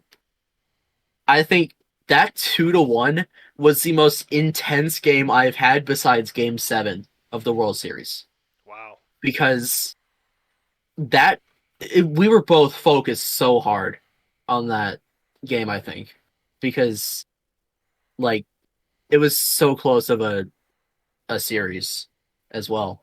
Like 1 run of each other for each one is pretty crazy. All of your And then opinions are wrong, and mine are my always right. series against Ainsley as you I thought you were join. leaving. Well, I've been asked to come back. Okay. So then my series against Ainsley, right as you join, perfect timing. I liked my series against you, very much. The 6-4 opening in 4 innings, that was pretty nice. Then 6-5 and 10-11 in 5 innings. That one was insane. I That game is in my memory. So yeah, and then uh yeah, Right. Then season 4. postseason, phenomenal. Ooh, postseason berth. We I played loved it. we played every possible game in the Continental League this postseason. Yeah, Every single one went every to the every last game. game. And I mean, I've said Do you it want to do it, John, before. or Sure. Yeah. okay? I've said it before. I'll say it again. Hats off to you. I mean, Oh, I thank you. hated losing, but it was really really fun to watch you play and to just to see like the massive difference between your first season in the league and now second season. And I really enjoyed playing too, like, especially against you. I think you are one of my biggest rivals already. Oh, yeah. In only 2 seasons. Well, I'm glad that we've brought the rivalry back. Has to be that way. Yeah. So, let's talk schedule. The Girthers will open with a rematch of the World Series. What? And a rematch of their last opening day series. What? Yes, that's right. Girthers versus Bombers at Valentino City's historic Friendship Field. That's the opening 3-game set. Then the Girthers will travel across division lines to take on the Kekistan Greens. That will be a matchup you will not want to miss. That's going to be a fantastic one. Then the Dragons will visit the Girthers, and then so will I like that. the Orioles. That's right. I like those 2 series. I got lucky in that home field advantage pick of you and Ainsley. Well, it switches off every season, so. Yeah. There you have it. All right. Let's start off with Ainsley. Ainsley, do you think the Girthers are going to improve, or do you think the Girthers are going to underperform this season? Ooh. Hey, let me check some numbers here. 6 and 6. I'm crunching the numbers right now. I think they're gonna do slightly better. Okay. I'll take it. It's like a 7 and 5. Like 7 and 5, yeah. I think. Okay, I'll take a 7 and 5. The legendary Wall family 7 and 5. Yeah. Yeah. Right. John? Yeah, that's my take. Yeah, I am going to take the over as well, for sure. I mean, if the postseason has taught us anything, it's that a 6 and 6 record. No. Doesn't mean anything. No. Carter put up the fight of his life. Yeah. Like you rarely see. For a long time, it really looked like it was the team of destiny, and unfortunately, it just didn't swing in Carter's favor in that last game. It happens to us all, but I'm taking the over. Carter's going to improve. Maybe takes the division away from the Orioles. Maybe wrestles it for the first time ever. Okay. We'll see. Okay. I do want to mention, like, I had more postseason games than regular season games. Yeah. Which I find insane. I had 3 more postseason than regular season. That's I had funny. 27 games in that one season. And remarkably, it was still you were still 7-7 in the postseason, right? Yeah, Right? I think so. I lost 4. Wait. Lost 4. 1. Yeah, 7 and 7. Wow. Remarkable. Actually, no, 7 and 8. You're lucky. No. Oh, or no, 8 and 7. 8 and 7. 8 and 7. 8 and 7. Oh, yeah, that makes sense. I wanted the legendary 0.5. Dang. Because 2 against Sam, 3 against John, and then 3 against Caleb. So 8 and 7. All right, Carter, it's your team. It's your call to make. What do you think? Okay. Over, but ever so slightly. And I don't want to sound cocky because. Hey, it's okay. You gotta make the call. Yeah, I think over because it's really going to come down to the Continental League series I have. You 3 are going to be very tough for me to actually fight, but Randy sweeps me. That's my guess. Wow. Randy sweeps me. I lose 1 to Ainsley and 1 to John. I think I really want that sweep against Caleb. It might not happen, but if it does, I think that's where my 7 and 5 comes from. I don't think Randy's gonna sweep you. I don't know. It's all up in the air for me. Well, everyone's going to be very close. You know what? That takes us into our next team. The Kekistan Green. Yeah. All right. Next up. Oh God. Here we go. Fuck you. You can skip over me. Caleb, we're going in order of record. Yeah. You'll be second to last. Oh, I wasn't talking about this conversation, but sure. Oh, okay. In our defense, you were like ghosting us for the first hour and a half. You're also really quiet. I think it's just on your end. That's probably just on my mind. That's on your end. That's your end. He's good for me. Say something. Anyways. Okay, he's not gonna say anything. Whatever. All right. Next up, I cannot believe we're talking about this team this early. This was a crazy season, and not in a good way, for the Kekistan Greens. They're the next team we're talking about here. Let me take you on the magical, mystical, a little bit flamey, a little bit smoky, a little bit high journey of the Kekistan Greens Season 4. They opened hosting the Patrium City Railers at Greenleaf Ballpark. The Railers took Game 1 6-4, and then the Greens fought back a walk-off winner 10-9, and then a slugfest, another walk-off, just like you love to see in the National League, or hate to see. 19-18, Greens take the victory, start the season 2-1. Next, the Groom Lake Saucers. Actually, they didn't play them next. My bad. It's what it says on the schedule, but it's not what happened. Next up, the Greens actually had the honor and distinction of visiting Valentino City's historic Friendship Field. I don't know why I say that every time I mention that ballpark, but this is where the controversy lies, because in these games, Randy admitted that he threw in the first inning, at least in the first inning of Game 1, which the Bombers took 16-11. Then the Greens bit back 5-2, and then Valentino City 4-5. They won on pitching, actually, not a walk-off. A great victory for Valentino City that really set them up and put the Greens at 3-3, 500 for the first time since Game 5 of Season 1. And then the Greens went back to their ballpark to host the New Illinois Orioles, the rematch that this entire league had been waiting for, that I'd been waiting for a long time. Me and Randy faced off. Randy took Game 1 walk-off style 4-5, and then the Orioles bit back 13-5 and 12-5, limited Randy to 5 runs at his own park every single game, and now Randy has a losing record. This had not happened for Randy Shaw and the Greens since Game 4 of Season 1's regular season. Think about that.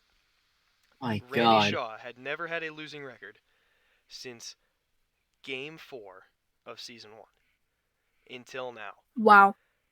And then went to Galactic Park to face the Saucers, the season finale, 18-4 victory, 16-1 victory, and the Saucers forfeit after losing 10 in a row. We already talked about that.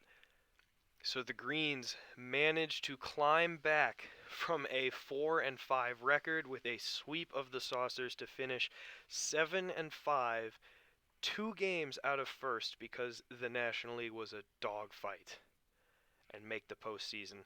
Obviously, sweeping the Patrium City Railers, and then, as we know, controversy broke and they lost the National League Championship to the eventual winners of the World Series title, the Valentino City Bombers. But in this season, Randy Shaw passed 300, and then in the postseason, 400 career home runs. Remarkable. Wow. Stupid. Yeah, stupid. Stupid is right. Stupid is right. So let's talk schedule for the Greens. Let's just jump right in. We'll go from last season to this season, just like that. The Greens will host the Girthers. That's their scheduled opening series. Might not be how it goes, but that's what it says on the schedule. Then Greens versus Railers. This time, just like last time, actually, because the way we had to do the season schedule with the two teams switching the leagues. The Greens will once again face the Railers at Patrium National, which is not what happened last season. I'm being stupid. Then the Greens will host the Saucers at Greenleaf, and then they will visit the Sprigatitos to end the season. What do we think, fellas? Not necessarily over under yet. If you have something you want to add, something you want to talk about, hit us. Well, I can go first. I will do an over under already. It's really tough, but I think I'm gonna say over. Yeah. And better than 7-5 is what we're talking about. I think it's not going to be over by much. It's going to be one game. It's going to be 8-4, is my thoughts. Wow. Okay. I think he can bite against Sam. Two sluggers, not the best pitchers. I think Randy can have slightly better pitching, and if he can outslug Sam, which is a tough task, a very tough task to outslug Sam, even for Randy. Very true. I think he can take home that series. Riley at his stadium, I think he can outslug her. I'm not sure. Definitely not pitching, but it depends on how many runs Riley can limit him. Spencer, um, I don't know how well he does against Spencer at Spencer Stadium. I don't know how well he Belgium does City against. National. Yeah, thank you. Randy has swept him at that park in season 2. He did. Yeah, I think he probably just takes home the series. I don't think he gets the sweep. And then I've already said I think he sweeps me. So I think 8-5 or 8-4. Okay. And then Carter is postseason. taking the over. Oh, make the postseason or? Like make the postseason. I think he wins the division. I think once the division goes to the CL or the NLCS, I don't want to like lock it in, but World Series. Okay. I think Wow. he goes there. I think he goes there. Okay. I don't want to lock it in. I'm not locking that in though. That's not a like full prediction. All right, Ainsley, what do you think? I think he wins 2 out of 3 against Lukeville, 2 out of 3 against Patrium, and I know he's swept him in the past, but I think Spencer's going to put up a fight. I think he sweeps. I think he sweeps the Saucers, and then I do not know for him against Sam. That's the really tough one. Is that matchup? So that's already like what I've predicted is already 7 wins. So I'd say that over for sure. Okay. I think he wins at least 1 against Sam. Good deductive reasoning. For sure. Mm-hmm. All right. I'm taking the over. I'm taking the over as much as you can take an over. Something's got to give with this franchise. Something has got to snap. Randy has been so close. He is the best hitter in the history of paper baseball. There is no question about that. Anybody who says anybody else is lying to themselves. And they're lying to you. Throw them out the car. Yeah. Randy is the best at hitting in paper baseball. He's just unreal. 400 career home runs plus, and counting. What? It's mind-boggling numbers. Those shouldn't be real. Those shouldn't. No, they shouldn't. Even if we take into account the skewed game, that was only like 50 added on. That's still 300. Yeah. No, that's not even. That's 380. That's so many. Mm-hmm. Jesus. Yeah. Like he's still 100 over John. Mm-hmm. And who is second place? Like that is insane. And if things had gone differently, if he hadn't thrown that inning or 2 or 3 against Caleb, what could have happened in the postseason? I think he would have gone to the series. You just never know. The World Series. Exactly. That's certainly the way it looked to start, right? Mm-hmm. Something has to give with this Kekistan Greens franchise. I mean, this is not only one of the oldest and most well-respected franchises in this league, they are one of the most successful. They consistently put a winning product on the field. I mean, you just got to take everything into consideration. I know Randy's pitching has not improved the way he wanted it to. He had a phenomenal season 3 and has fallen off hard, or season 2 rather. Phenomenal season 2, has fallen off hard since then. But those hitting stats, they are so ridiculous. Those numbers are insane. They're just insane. And so you have to think, after being in the World Series in season 1, after being 1 win away from winning the title in season 2, after being so close, after being a couple of hits, a couple of home runs at his own park away from returning for the 3rd straight season in season 3, and then an investigation outside of his gameplay, an external factor prevented him from going back in season 4. Something has to break. Mm-hmm. The Greens have to do it. I think they win the pennant this season. I think they have to. I think if they don't win the pennant, I think it says a lot more about Randy, and I think he's going to have to do some soul searching if he doesn't take home the National League title. Because that means, I think what that would mean, I think what we would all glom onto is the pitching. And you just have to wonder how not just Randy, but the rest of the league would react. So I think he has to win the pennant. I think it looks good for him to win the pennant. I'm not trying to exaggerate the pitching woes, because really, we've seen, season after season, he knows how to overcome that issue. Yeah.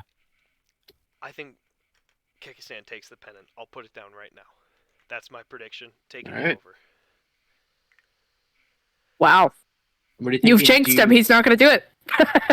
No. What are you thinking for his record, though? That's my question. Is what record do you think he's gonna have? Like win-loss. 9-3 or 9-3 or 10-2. Yeah. 10-2 would be crazy. Yeah. 10-2 is what he finished with in season 2, and nobody's touched it since then. Yeah. All right. Moving on. Our next team, the Patrium City Railers, season 3 world champions, the first National League team to take home the Mr. D Cup. Let's talk about season 4 for this team. Opened against the Greens. We talked about this in our last segment. Won the first game, lost the next 2. Then hosted the Bombers, lost 2 out of 3. But in the middle, a 3-0 perfect game. What? Wow, yeah. Wow, there you go, Spencer. Way to get that pitching from the World Series. Way to bring that into the regular season. Attaboy. Then, visiting the Period Dragons for their first bout of interleague play, and a sweep. The Season 3 champ sweeps the Season 2 champ. Did not expect that. I don't think anybody expected that. I expected it, actually. Okay. That catapults Spencer and his Railers into the second place spot. And then to finish off, they continue their winning ways with a sweep of the Groom Lake Saucers and finish tantalizingly close, 1 game back of the Bombers. 1 game back. And then postseason horror, a nightmare, a sweep by the Greens, and it's all over. The reigning champs get swept out of the postseason. That was a shock to us all.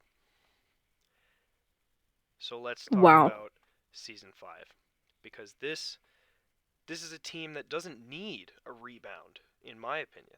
Mm-hmm. Because I think Spencer has firmly proved that the Railers are here to consistently compete, that they are a strong team, that he's a strong player. Spencer plays the game in a way that everybody likes to watch, I feel like. I don't think I've heard anybody say, Spencer's too boring when he plays. Spencer just, I don't like the way he does such and such. I've never heard anybody say that. Spencer gets stuck in, he's competitive, he's ready, he fights, you love to watch it, and he wins. And he's just awesome. Not only is he a hilarious guy, but his pitching stance is always so interesting. Like, he gets so into it. he kind of marches over like a bird of prey. Yeah. He's like a fucking vulture.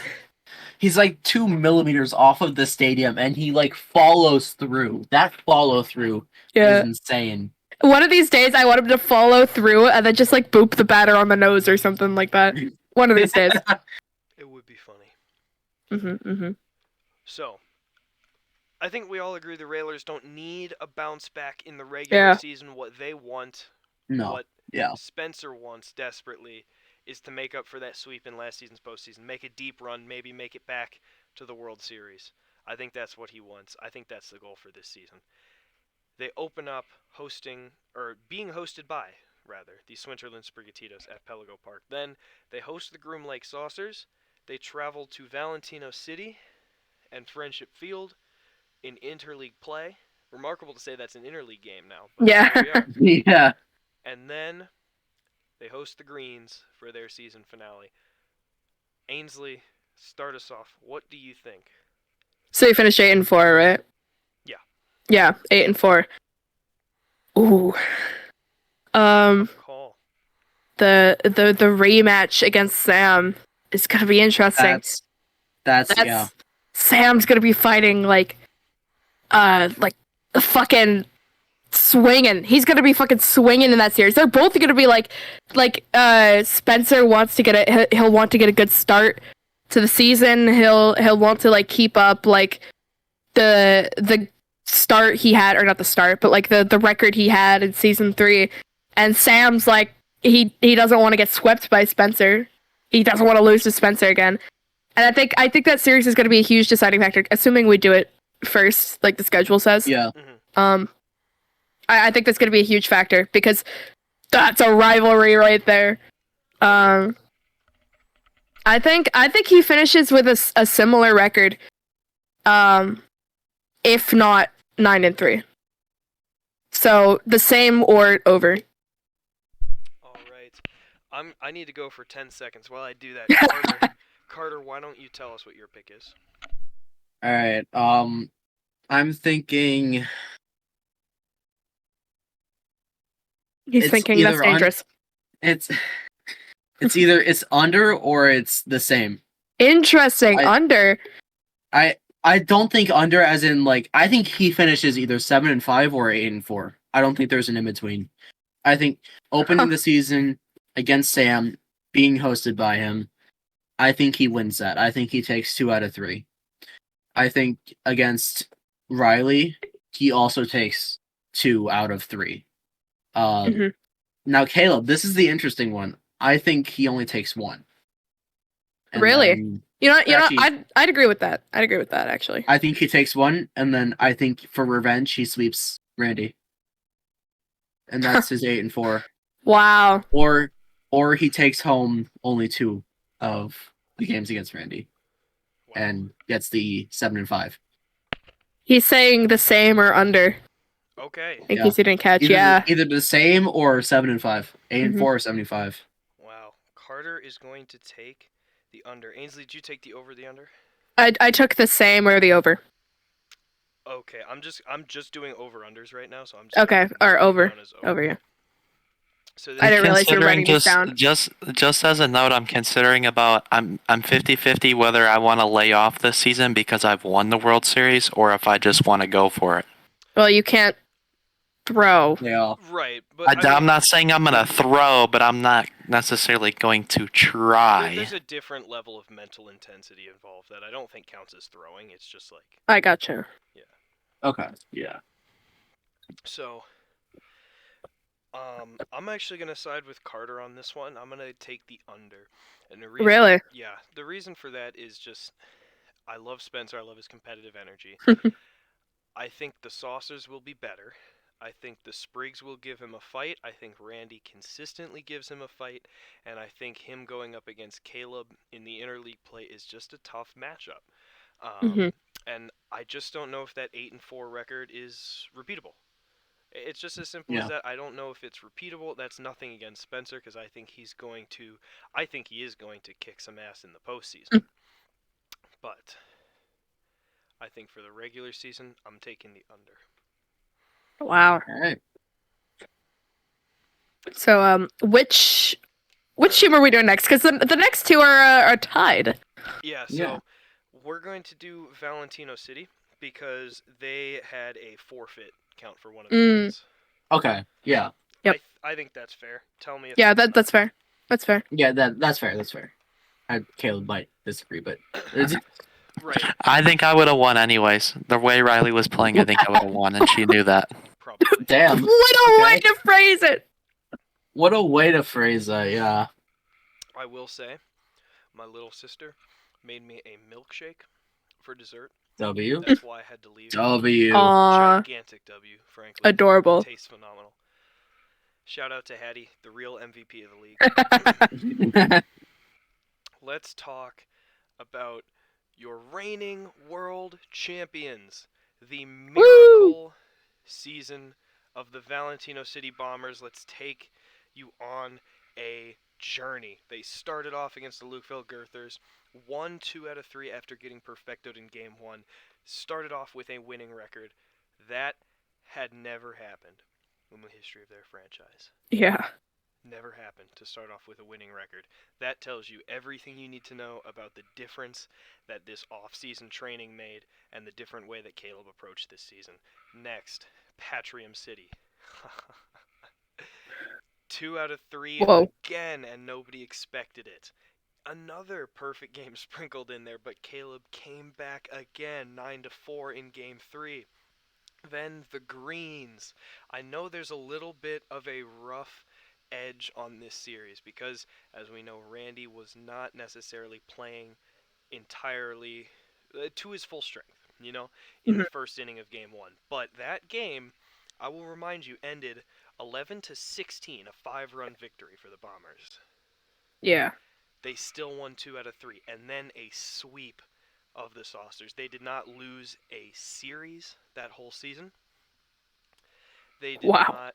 Yeah, they did not suffer more than one loss to a divisional opponent.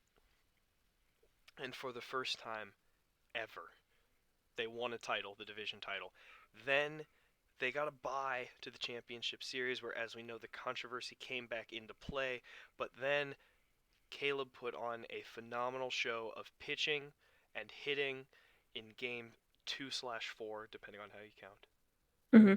Winning 7-6 for the pennant in 4 innings, and then we already talked about it on this show, but a fantastic World Series performance. There is nothing you can say about this team that hasn't already been said about the greatest teams in baseball history. Not just paper baseball, but real baseball. This team fought. They overcame all the naysayers, including myself. Everybody was a naysayer. Yeah. Actually, not even me. Not me, though. I never rooted against Caleb, ever. There you go. I was rooting for him, but I knew in my mind, like, if he wins the World Series, like, that's, like, mind-blowing. That's, like, the equivalent of, like, the Red Sox winning the World Series in 2004. That's, like, after decades of losing. Right, you were rooting for me, right. I actually was. So many fucking times I said, oh my god, a Valentino World Series would be amazing. It's true. It's true. And that World Series delivered, and the Bombers delivered the trophy to their shelf, to their case, to their fans. A phenomenal season. Phenomenal. The fans all got to hold the trophy all at once. Right. 9-3, and now playing back where it all started in the Continental League with a chip on their shoulder the size of 3 losing seasons and a chain around their neck immortalizing their 4th season, their winning season. Let's talk about these Bombers. Let's talk about their schedule. They are going to open with a World Series rematch. What? Hell yeah. Earthers at Bombers. Let's do it at Friendship Field. Then they travel to Gateway Stadium to reignite their old fight with the Orioles. Then they will host the Railers in interleague play and finish off by visiting Pantala Coliseum and which will be crazy. The next World War. I'm so excited for that series. So am I. We need to, even though it's not a postseason game, we need to record it or something. At least, like, maybe not have, like, camera work, but at least have, like, we just need to immortalize it. Yeah. Maybe we do record it. Just like no announcing. Maybe we'll just like have something set up. Maybe so. So, let's start off. Carter, why don't you start us off this time? What do you think about this team? I thought Carter just left his, Caleb. Under. What? He finished 9-3. Okay, that's true. He finished 9-3. That's true. That is a miracle season finish, except for John. Okay, come on. No, we're saying for you, it's like complimenting you. Yeah, that was a compliment. I was complimenting you. I know. Stop doing that. You're gonna jinx me too. Okay, 9-3. That is a miracle season for any team, and I don't think he can replicate that, especially in the Continental League. I think he's going to fit in, but it's going to be a much closer fight than it used to be. And I don't know if he's going to be ready for it. I think he will be ready for it, but like, I don't know if he's going to be able to do it again.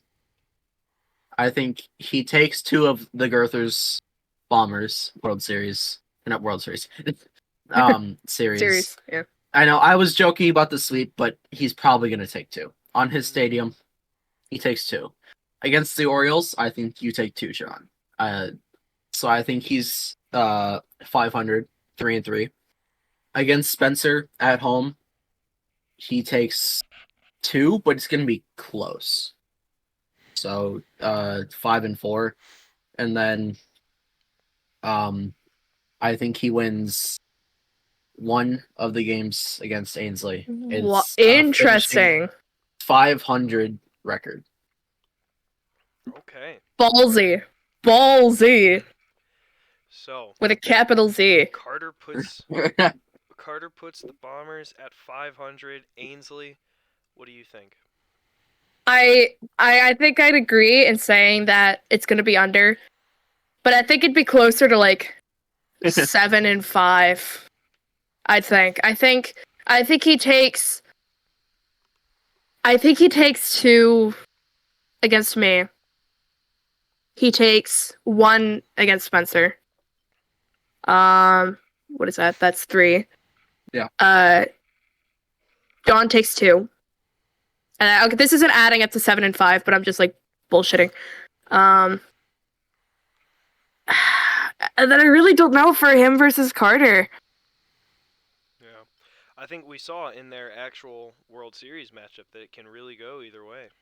But I think he wins 2 out of 3 at least because he's at home, and Carter did better at Lukeville during the World Series. Mm-hmm. That didn't add up to the number I was going for, but I do think it would be like a 7-5. So under, but still a winning record. All right. Well, I am going to round it out. We're all unanimous on this. I'm taking the under as well. Nothing against Caleb. I would love nothing more than to see Valentino City continue its success and stay as one of the powerful, tough teams in this league. I think being in a different division is going to change a lot. Yeah. And I I'd think agree. this is just a tough division. And Mm-hmm. I think while it's possible they still make the playoffs, I would say it's likely they still make the playoffs, more than likely. More than 50% likelihood. Yeah. I'm trying to say. But I don't know if 9-3 can be repeated. I just agree with Carter's logic on that. That's not something that is easy to do by any stretch of the imagination. I mean, it's hard for any team to do something like that. So I just don't think it's going to happen again. So that is Valentino City. Now, all right, the Orioles. It's time to talk about everybody's least favorite team. No.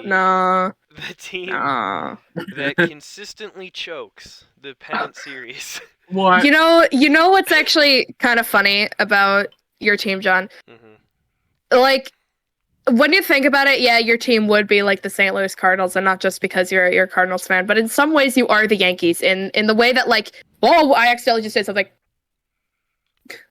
What? Ainsley may have just broken her check computer. Never mind. It's, I guess, there's a visual glitch on the spreadsheet. I thought I broke something. I'm on view only. We're good. Okay. I think the Orioles are like the Yankees in the way where it's like, they're good. They're a good team. Everybody just hates them sometimes. Mm-hmm. Yep. I agree. If you look on the wiki, their nickname is the Feds Yankees, which I think is unfortunately probably pretty accurate. Yep. Sorry, buddy.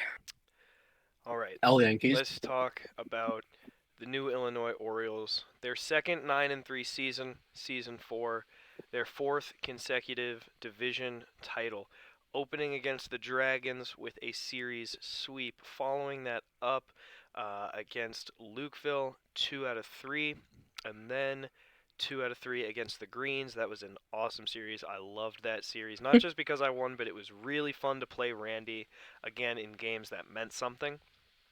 That was nice for us to get the reunion rematch, and he'd been talking some mad shit as well. So, excuse me. And then the Orioles finished by taking 2 of 3 from the Sprigatitos as well. 9-3 record. Caleb did get that forfeit for his last win. I think most people would agree he probably would have won anyway. Yep. Nevertheless, the Orioles finished the best record in baseball and then fucked it in the postseason. Right, so the Orioles got the bye to the championship series, then won the first 2 against Lukeville, lost the next 2 at Lukeville Stadium, and then lost 9-7 in a winner-take-all Game 5, sending the Girthers home with the pennant and to the World Series, and the Orioles back home for the 3rd time, losing in the championship series. Fellas, let's talk about the O's in Season 5. They're going to start with the Presidential Classic against the Dragons. This time it's at Pantala. Then they will host the Bombers and then the Sprigs. And they will finish off with a championship rematch against the Lukeville Girthers at Lukeville Stadium 2. Ainsley, why don't you go first? What do you think about this team? What do you think is going to happen in this upcoming season? I will say, I've been really selling myself short when it comes to playing you. And I was thinking about like the fact that we're playing at Pantala again, and I thought about last season we played at Gateway 2, which I had like I don't think I'd ever played at that point. Maybe like pitched 1 or 2 things just when we were just like fucking around with it in the choir room or something. But in season 3 when we played at Pantala, I lost, but in games 1 and 2, like 7-5 Orioles, 9-7 Orioles, like I put up a fight. So I think there's a chance it might be close. I think there's at least a 60% chance that there's an Orioles sweep right away against the Dragons. But it could be close. Against the Bombers though, that was a really tough call because I don't know. Like that's a matchup that we've never really seen except for season 1. And I don't even remember season 1, so definitely and then, a different landscape with Valentino. Yeah. I think it's going to be at least I think this is probably one of my most confident guesses, a 2-3 win against Swinterland. I think Sam takes one of the games in that series, but I think the Orioles win overall. And then against the Girthers, I think that one's going to be 2-3 Lukeville. I think this is really close. I think it's going to be under. I think the O's are going to finish 8-4. Okay. Mm-hmm. All right. Carter, it's my gut. All right. Peoria, New Illinois. That is always I feel like it's a great matchup all the time. It's scary. I think it's Ainsley fun. takes 1 of those games. 1. So I think that needs, dude. That's gonna be a sound bit too. 1. Ainsley takes 1 of those games. John takes the other 2. Against the oh, sorry. I just want to steer it away super quick. Elenia and I, since we're both alto ones, we have this little like handshake and we do like a little hand thing and then we like touch our like pointer fingers together and we go 1. And that's essentially what I just did. Anyway, you go. Sensational. Okay. Bombers, Orioles. That is a very tough call. I think John outslugs Caleb, but Caleb outpitches John. Like, I think it's going to be close in pitching, but I do think he Yeah. outpitches you ever so slightly. I think you take 2 of those as well. So that's 4-2. Now, against Sam, I think you get the sweep. 7-2. And then I think you win one of the 3 against me.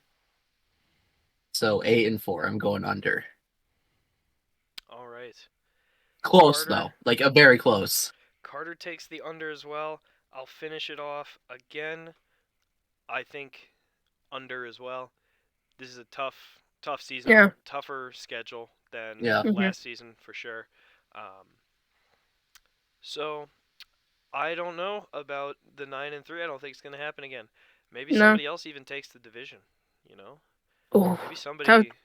If it's enough of a dogfight, somebody can wrestle it. A very potent and vengeful Lukeville team, maybe, or dude, if I win the division, or the Bombers continue their winning ways, who knows? I would love to have my last games against you and win the division right out of your hands. I will say that'd be so funny. It's likely those games won't be the last games that we do, just because it's much more convenient because you and I have availability. 2 lunch periods together, right? So I think you against Sam is probably going to be the last one, honestly. Yeah, that's possible. Sam is one of the ones that's not available. Sam, I want to strangle Sam sometimes. How dare he have interests other than paper baseball? God, the audacity. Sam. All right. Anyways, John. Well, that is all of the predictions for all of the teams. For Groom Lake, we all picked over. For Peria, we all picked the over. For Swinterland, I picked the over, but Ainsley and Carter said under. Lukeville, we all picked to improve, as we did with the Greens. And for Patrium City, Ainsley picked them to improve, but Carter and I said no. And then for both first place teams, Valentino City and New Illinois, we all said the under. We all said they're not going to be able to follow it up. But at the end of the day, there's only one way to find out. We're going to have to play the season. And by the time we come back to this podcast, maybe it's already started. Who knows? Let's hope so. Who knows? We're time travelers. Possible. It's entirely possible. Because you would have no way of knowing. Alright, that is going to do it, I think. Unless anybody has any little bits of parting wisdom, perhaps a fortune cookie quote that they would like to insert into the end, that is probably going to do it. Thank you guys for listening to us talk for way too long. It's been like 2.5 hours. 2 hours, yeah. But I think it's been an enjoyable 2 hours. I hope it's been an enjoyable 2 hours. Maybe you guys listen to this tomorrow at work and you're like, holy shit, these guys are so stupid. Oh, yeah. Probably. Probably. Somebody needs to shut us up. Yeah. We should not be allowed to talk this much. I'm going to be the one to do it. Goodbye.